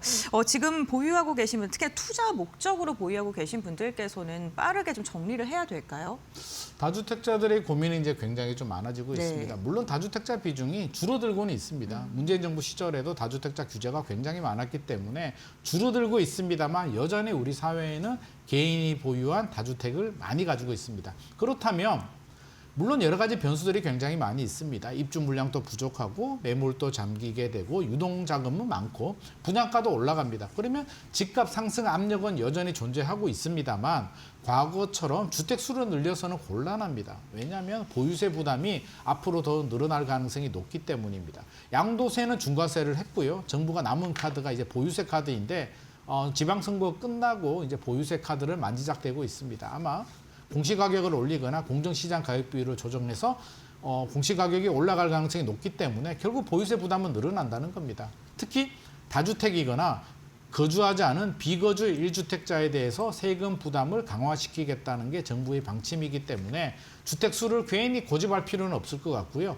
집값이 더 올라갈 것 같아. 나는 끝까지 보유해야 돼. 라는 생각보다는 합리적인 선택이 중요합니다. 최근에 시장의 트렌드를 보게 되면 과거와 달리 2주택, 3주택 가지신 분들도 장기적으로는 집값이 올라가는 건 알겠는데 나이도 내가 뭐 베이비붐 세대들은 이제 은퇴를 했거나 은퇴를 준비하고 있는 분들이라면 앞으로 고정 수익은 줄어들 것 같고 보유세가 늘어난다면 내 삶의 질을 위해서 내 노후를 위해서라도 굳이 많이 가질 필요는 없겠다. 합리적인 선택을 하시는 분들이 많기 때문에 저는 파셔야 되는 분들이라면 5월 9일 이전에 이왕이면 4월 중순 이전에 합리적인 가격으로 그러니까 중과세와 일반 세율을 고려해서 좀 적당한 가격에 매매를 하시는 게 좋을 것 같고요. 장기적으로 좀 보유해야겠다라는 전략을 세우신 분들이라면 보유세가 인별 과세이기 때문에 한 사람 명의로 여러 채를 가지기보다는 부부간의 정려라든지 자녀한테 증여를 한다든지 또 특수관계끼리 매매 거래를 한다든지 여러 가지 방법으로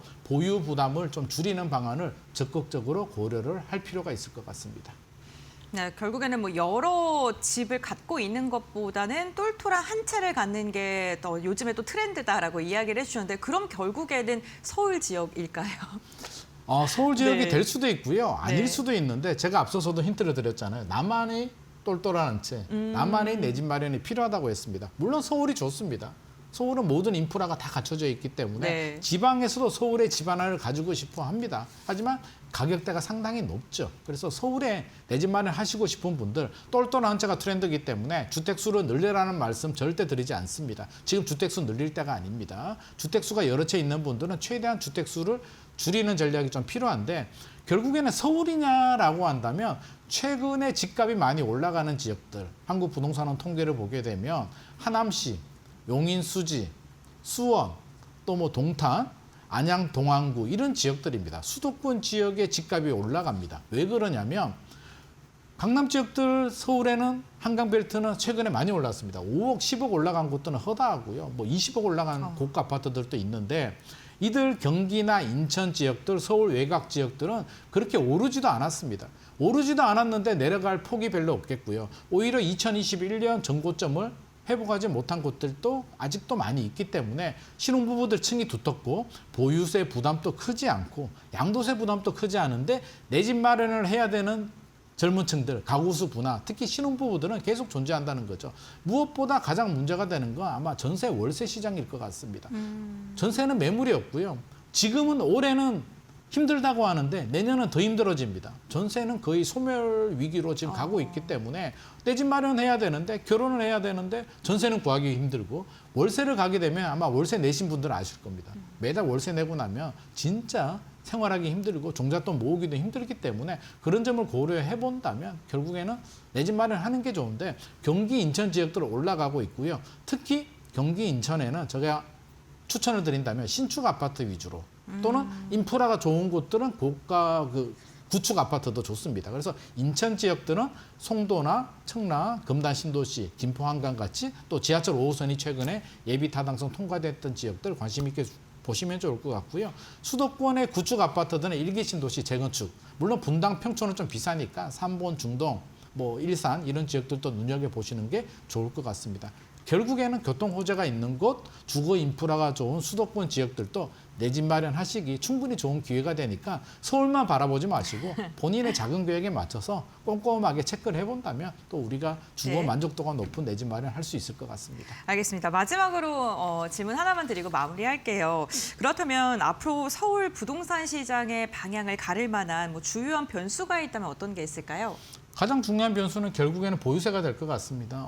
지방선거 지나고 이제 윤곽이 정해질 것 같은데 보유세가 언제 얼마나 올라가느냐 그리고 비거주 1주택에 대해서 세금 부담이 얼마나 늘어나가가 핵심 포인트가 될 것 같고요. 정부는 상당한 부담을 좀 줄이라는 방향을 정하고 있는데 이게 또 여러 가지 정치적인 부분도 맞물려 있고 결국에는 시장에 달려 있는 것 같습니다. 고가 아파트, 강남 아파트가 다시 급등을 한다면 고가 아파트 시장은 보유세 부담이 상당히 높게 올라갈 것 같고요. 그렇지 않고 시장이 안정이 된다면 그 정도 높이지 않고 적당한 수준에서 올라갈 수는 있는데 결국 보유세가 중요한 변수가 될 것 같고요. 시장의 움직임에 연동이 된다는 말씀 드리고 싶습니다.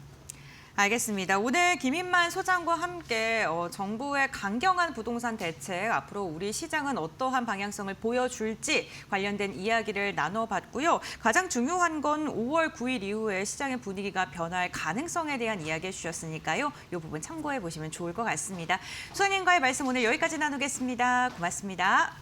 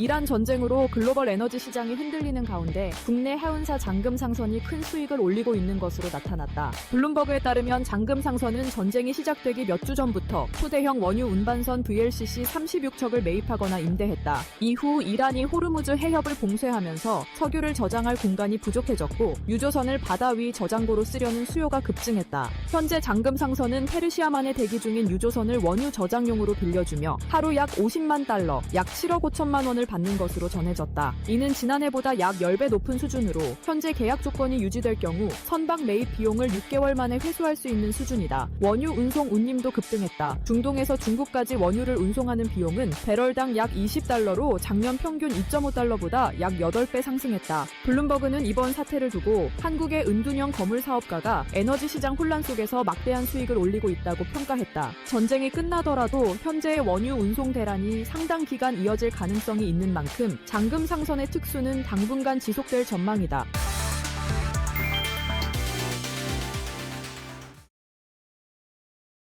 네, 월요일 마감 동시효과 구간에 들어와 있습니다. 라스트 찬스 이어가도록 할 거고요. 이데일리 서동구 전문위원 모셨습니다. 어서 오십시오.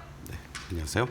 네, 오늘 양시장 다소 엇갈린 흐름이었습니다. 코스피는 상승 전환하면서 1%대 오름세 그리고 있고요. 반면에 코스닥이 1%대 약세입니다.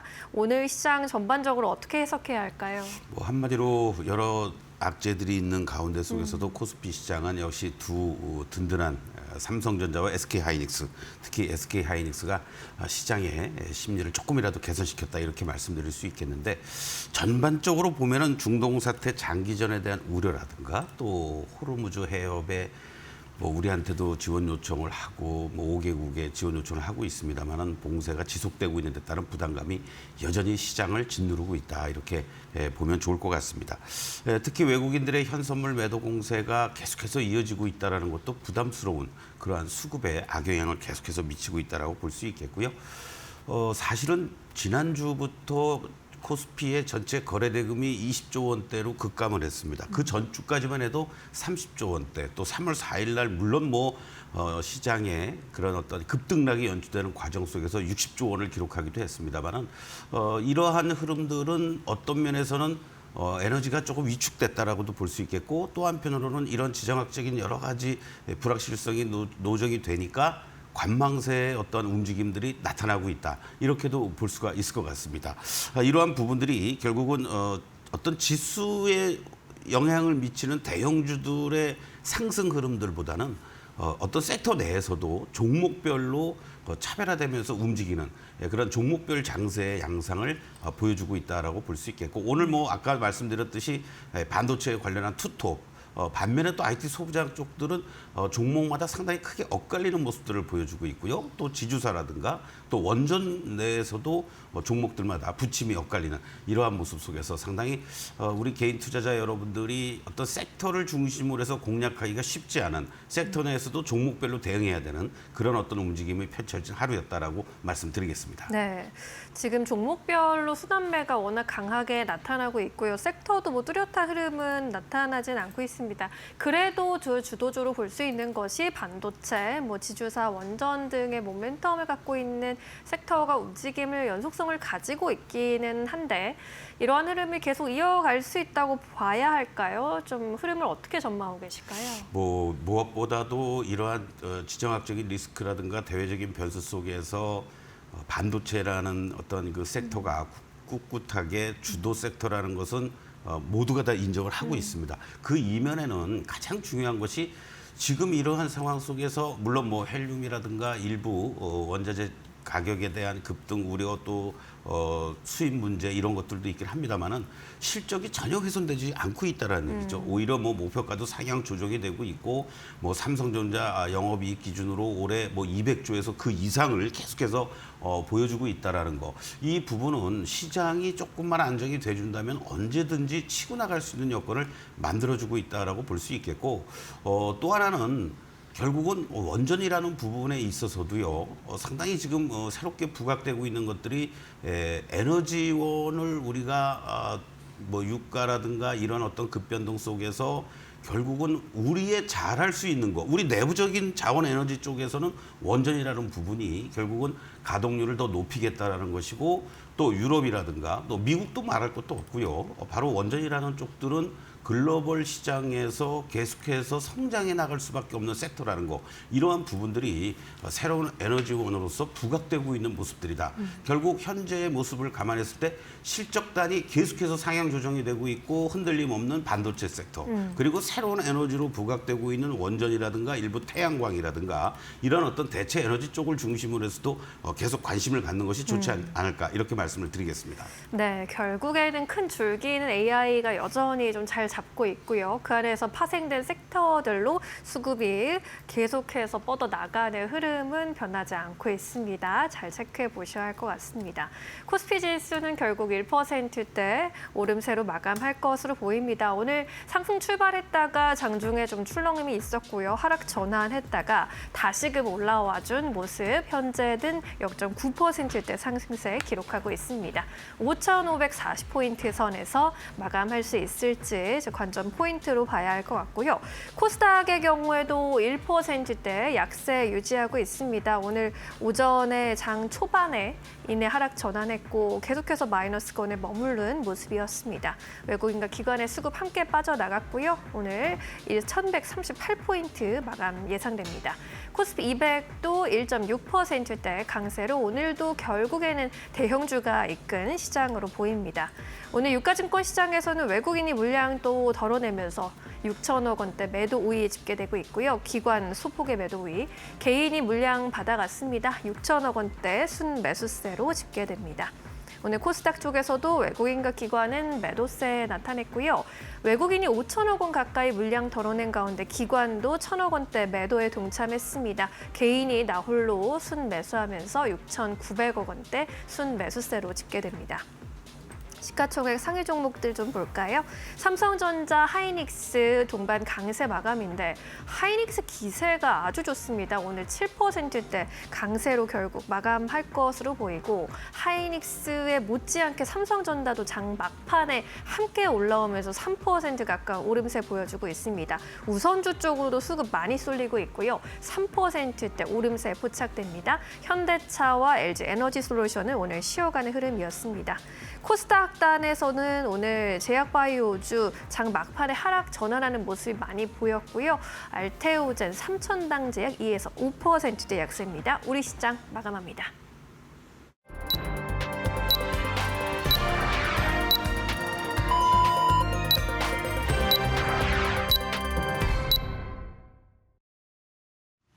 (3월 16일) 월요일장 국내 증시 마무리가 됐습니다. 오늘 우리 시장은 환율과 유가에 대한 부담감 속에 유가증권 시장은 장중 상승과 하락을 반복했고요. 코스닥은 약세를 지속하는 모습이었는데요. 다만 코스피 같은 경우에는 삼성과 SK하이닉스의 강한 상승이 막판에 이어지면서 지금 장중 고점 부근에서 종가를 체결하는 데는 성공을 했습니다.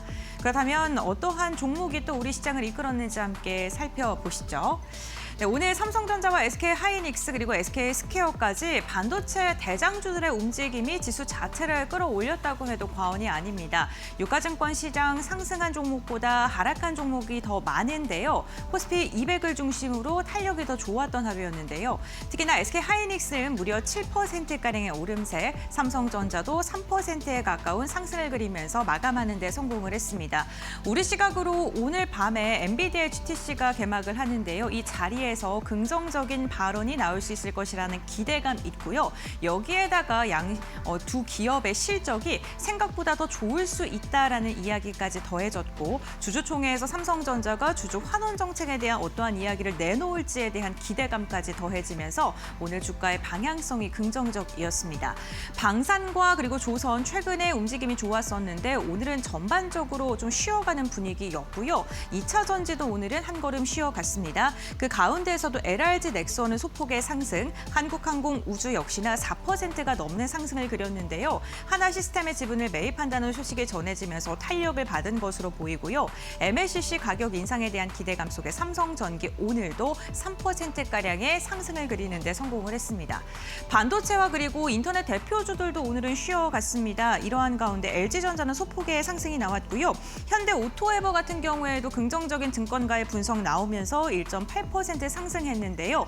현대모비스와 현대자동차, 기아는 일제히 하락하면서 그룹주 내에서도 엇갈린 움직임이 나왔다는 게 특징적입니다.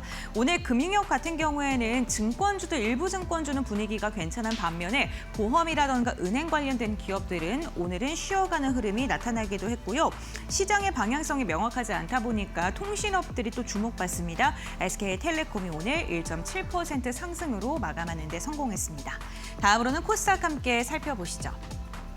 네, 오늘 코스닥의 움직임이 상대적으로 더 부진했는데요. 그러한 가운데 일부 종목들이 강한 튀어오름이 있었습니다. ISC 같은 경우 오늘 목표 주가 상향 리포트 나오면서 18%가량의 강한 상승 나왔고요. 원익 IPS도 1.7%가량의 상승세, PSK도 15%가량의 강세, 하나마이크론 그리고 심택까지도 오름세 나오면서 기판 관련된 기업들의 움직임이 오늘 긍정적이었다는 거 체크해 보시면 좋을 것 같고요. 반도체 소부장 안에서도 움직임이 엇갈리는 모습이었습니다.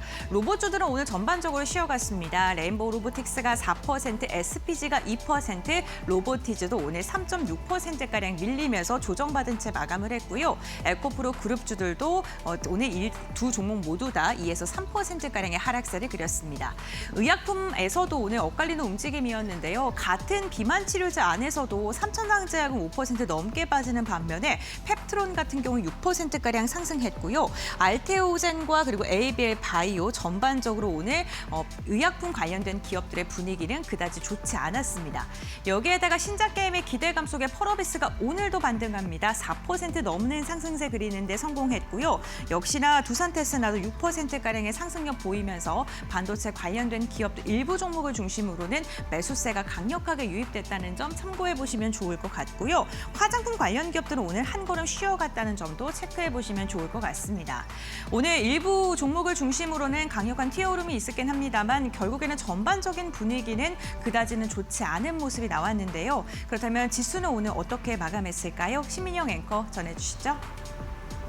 네, 3월 셋째 주 월요일장 마감 상황 살펴보도록 하겠습니다. 코스피는 1%대 상승세 결국 가져갔고요. 전거래일 대비 62포인트 끌어올렸습니다. 5,549.85의 장을 마쳤습니다. 코스닥도 1.27% 약세 유지했고요. 1,138.29의 장을 마쳤습니다. 코스피 200은 1.7%대 강세 흐름 나타냈습니다. 오늘 코스피 지수 상승 출발한 이후로 장중에 출렁임이 좀 나타나면서 5,448포인트까지 저점을 낮추는 모습 나타나기도 했는데요. 이내 회복해주는 모습이었습니다. 결국 다시금 1%대 오름세까지 올라오면서 5,549에 마감을 지었습니다. 5,550에 턱걸이하지 못한 모습이었습니다. 코스닥 쪽의 오늘 분위기를 살펴보면요. 장 초반에 이내 하락 전환한 이후로 마이너스권에 머무르는 모습 1,124포인트까지 저점을 낮추기도 한 흐름이었습니다. 오늘 유가증권 시장에서는 외국인의 수급이 또다시 빠져나가면서 8천억 원대 매도 우위로 집계가 됐고요. 반면에 개인의 순 매수세가 지수 하단을 받쳤습니다. 7,186억 원대 매수 우위, 기관의 소폭의 매수 우위로 결국 집계됐습니다. 오늘 코스닥 쪽에서의 매매 동향은 보시면 외국인과 기관 함께 물량 출회했고요. 외국인이 5천억 원대, 기관이 1,000억 원대 매도 우위로 집계됐습니다. 개인은 7천억 원대 순 매수세로 나홀로 사자세 기록했습니다. 오늘 외국인들이 선택한 종목들 보시면 SK하이닉스 1위에 올라와 있고요. KB금융 그리고 현대로템까지 외국인의 순 매수세 받아갔습니다. S오일의 경우에도 이제 유가 상승과 함께 외국인의 순 매수세 좀 유입되긴 했는데 전반적으로 주가는 정유주 쪽이 좀 부진하게 흘러갔고요. 유가 상승은 정유주 쪽에 확실한 호재이긴 하지만 정부의 최고 가격제 정책으로 유가 상승이 좀 제한될 수 있다라는 그런 전망 받아갔습니다. 포스코 퓨처엠도 오늘 외국인 리스트에 모처럼 올라왔습니다. 코스닥 쪽에서는 심텍, 원익홀딩스 같은 반도체 종목들 눈에 띄었고요. 삼천당 제약, LNC바이오 같은 제약바이오, 그리고 우주 모멘텀 갖고 있는 세트랙 아이까지 외국인의 선택받았습니다. 다만 좀 쉬어가는 종목들이 많이 포진됐다라는 점도 체크해 보셔야겠습니다. 오늘 포스코 퓨처엠 마감 상황 함께 짚어보도록 할까요? 장중에 음극재 공급 소식이 나타나기도 했습니다. 글로벌 기업으로 음극재 1조 원대 공급 계약 소식 알리면서 음극재 사업을 시작한 이래로 최대 규모 계약이다라는 점 부각이 됐습니다. 19만 8,900원까지 이로 인해서 고점을 나타내기도 했는데 시장의 약세 흐름과 좀 편승을 하면서 좀 상승폭 내준 채 마감 지었습니다. 강보합권 마감 0.16% 오른 19만 1,200원의 종가를 체결했습니다. 이어서 오늘 기관이 선택한 종목들입니다. SK하이닉스 역시나 외국인에 이어서 기관의 선택 받아가면서 오늘 장 막판에 강한 슈팅 나타났죠. 한국항공우주도 오늘 눈에 띄는 흐름이었습니다. 한화그룹이 7년여 만에 한국항공우주의 주식을 매입했다라는 소식 모멘텀이 되기도 했고요. KB금융 앞서 외국인 이어서 기관의 선택도 받았습니다. 원전대장주 두산에너빌리티 그리고 이제 최근에 주목받고 있는 방산주 LIG 넥스원까지 기관 순 매수세 가져갔습니다. 코스닥단안에서는 PSK 반도체 종목으로 눈에 띄었고요. 이 밖에는 앱클론과 프로티나까지 모두 제약 바이오 종목들이었습니다. 이 안에서 펩트론의 주가 흐름 눈에 띄기도 했는데요. 글로벌 빅파마 일라일릴리와 협력 기대감으로 체질 개선 기대감 나타납니다. PSK 마지막으로 체크해보고 가도록 하겠습니다. 삼성전자, SK하이닉스의 활약 속에 소부장주 단으로까지 이러한 훈풍이 전해진 오늘이었고요. 이 안에서 PSK 단연 돋보였습니다. 오늘 장중에 75,000원까지 고점 터치했고요. 15% 급등 흐름 가져갔습니다. 74,000원에 거래를 종료했습니다. 네, 이렇게 해서 오늘도 수급이 몰린 종목들 좀 살펴봤고요. 오늘 시장에서 체크해야 할 포인트들 고은별 앵커와 함께 만나보시죠. 파이널 포인트 3가지 알아보도록 하겠습니다. 오늘 첫 번째 포인트는요. 역시나 반도체 관련된 이슈 확인을 해보셔야 될 것 같습니다. 엔비디아 GTC 2026 개막에 대한 기대감 속에 오늘 반도체 대장주 투톱이 일제히 날아오르는 데 성공을 했습니다. 오늘 밤 우리 시각으로 개막을 하게 되는데요. 이 자리에서 베라루민에 대한 이야기라던가 아니면은 HBM4와 관련된 이야기가 어떤 게 나올지 그 기대감이 커지면서 오늘 국내 증시 대형주들로 좀 수급이 이어졌고요. 여기에다가 삼성전자와 SK하이닉스의 1분기 실적이 컨센서스를 상회할 것이다라는 전망이 나오고 있고요. 어닝 서프라이즈에 대한 기대감 속에 오늘 매수세가 강력하게 유입됐는데요. 지금 증권가에서는요. 삼성전자와 SK하이닉스의 목표 주가를 연일 상향 조정하고 있는 듯한 분위기입니다. 그 이유는 메모리 가격의 상승 덕분인데요. 디램과 낸드 가격 모두 가격이 지속적으로 상승하면서 실적에 대한 기대감 커지고 있고 소부장 관련 기업들 역시나 긍정적인 전망 이어지고 있다는 점 참고해 보시면 좋을 듯합니다.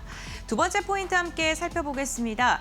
이렇게 반도체 업황에 대한 뷰는 긍정적인데요. 그럼에도 불구하고 지정학적 리스크는 계속되고 있습니다. 두 번째 포인트는 해운을 선택을 했고요. 호르무즈 해협에 대한 봉쇄 여파가 지속이 되면서 해상 운임 비용이 급등하고 있습니다. VLCC 운임 지수는 전쟁 전과 비교했을 때 55%가량 상승했고요. 그리고 LNG 스폿 같은 경우에는 5.8배가량 급등하면서 해상 운임 비용이 기하급수적으로 늘어나고 있습니다.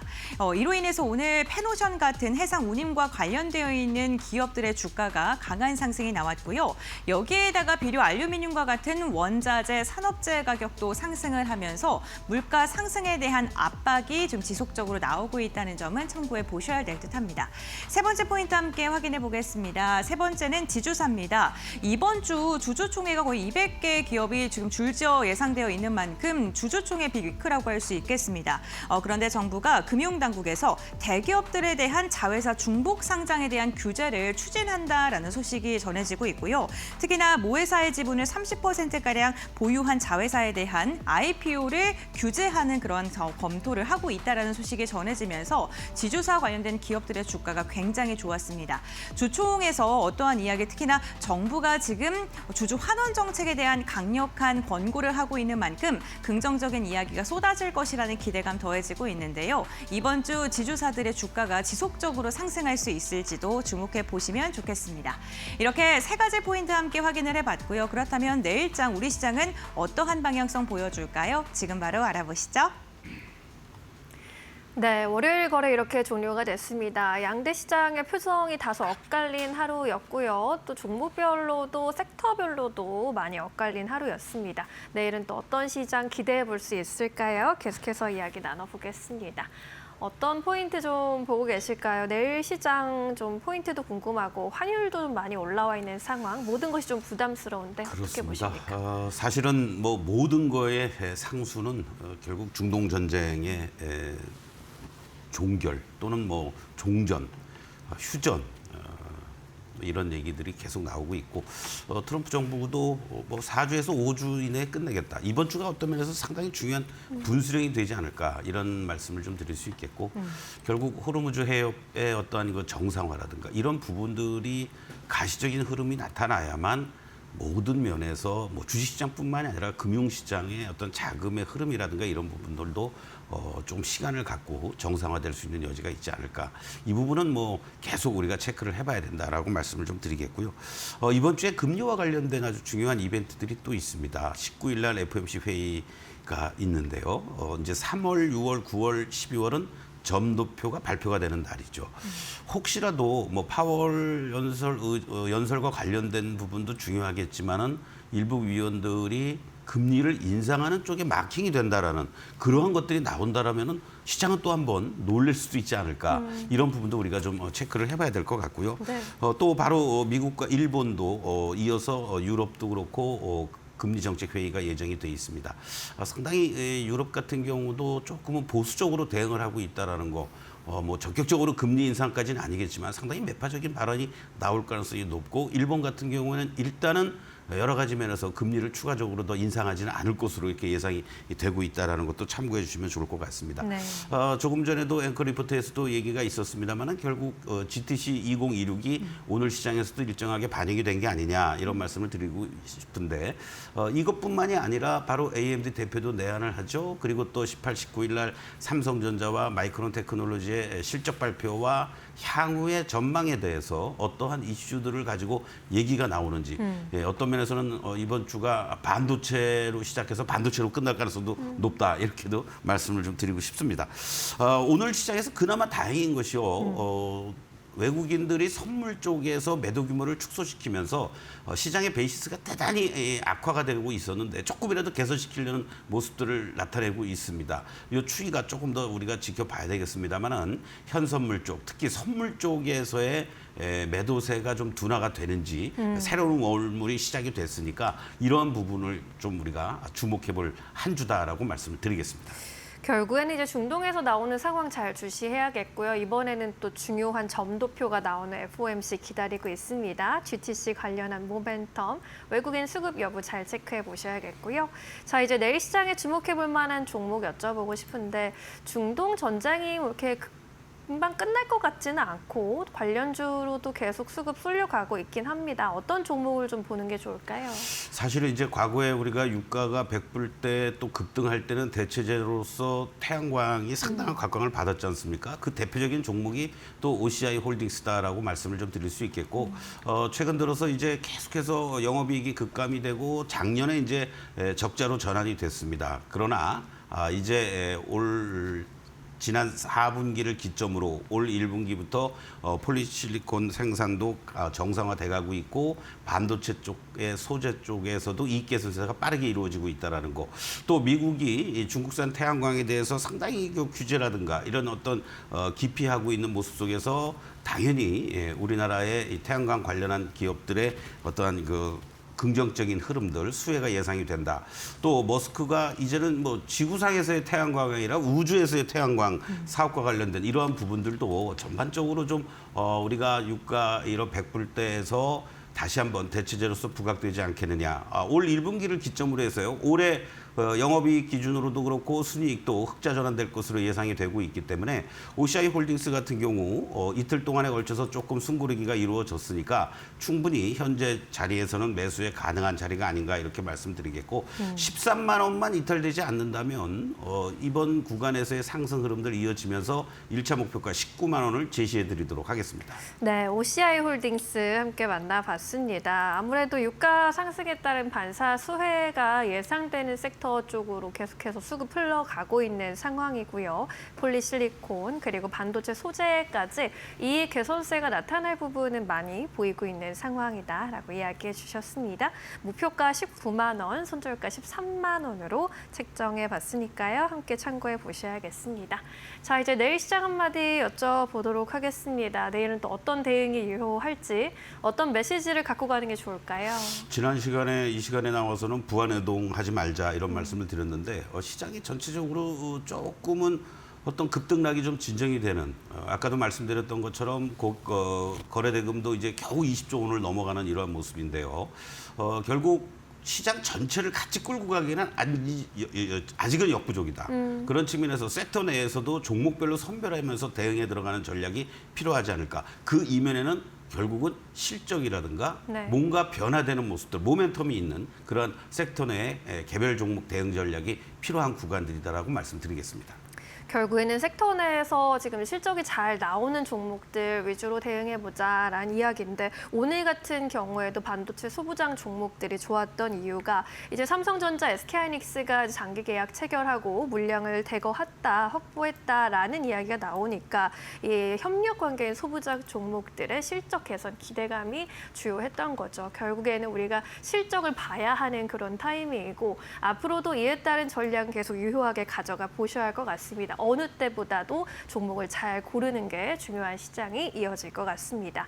이번 주도 쉽지 않을 것 같은데 잘 대응해 보시기 바라겠고요. 내일도 좋은 선택해 보시길 바랍니다. 여기서 위원님과 인사드려야겠네요. 고맙습니다.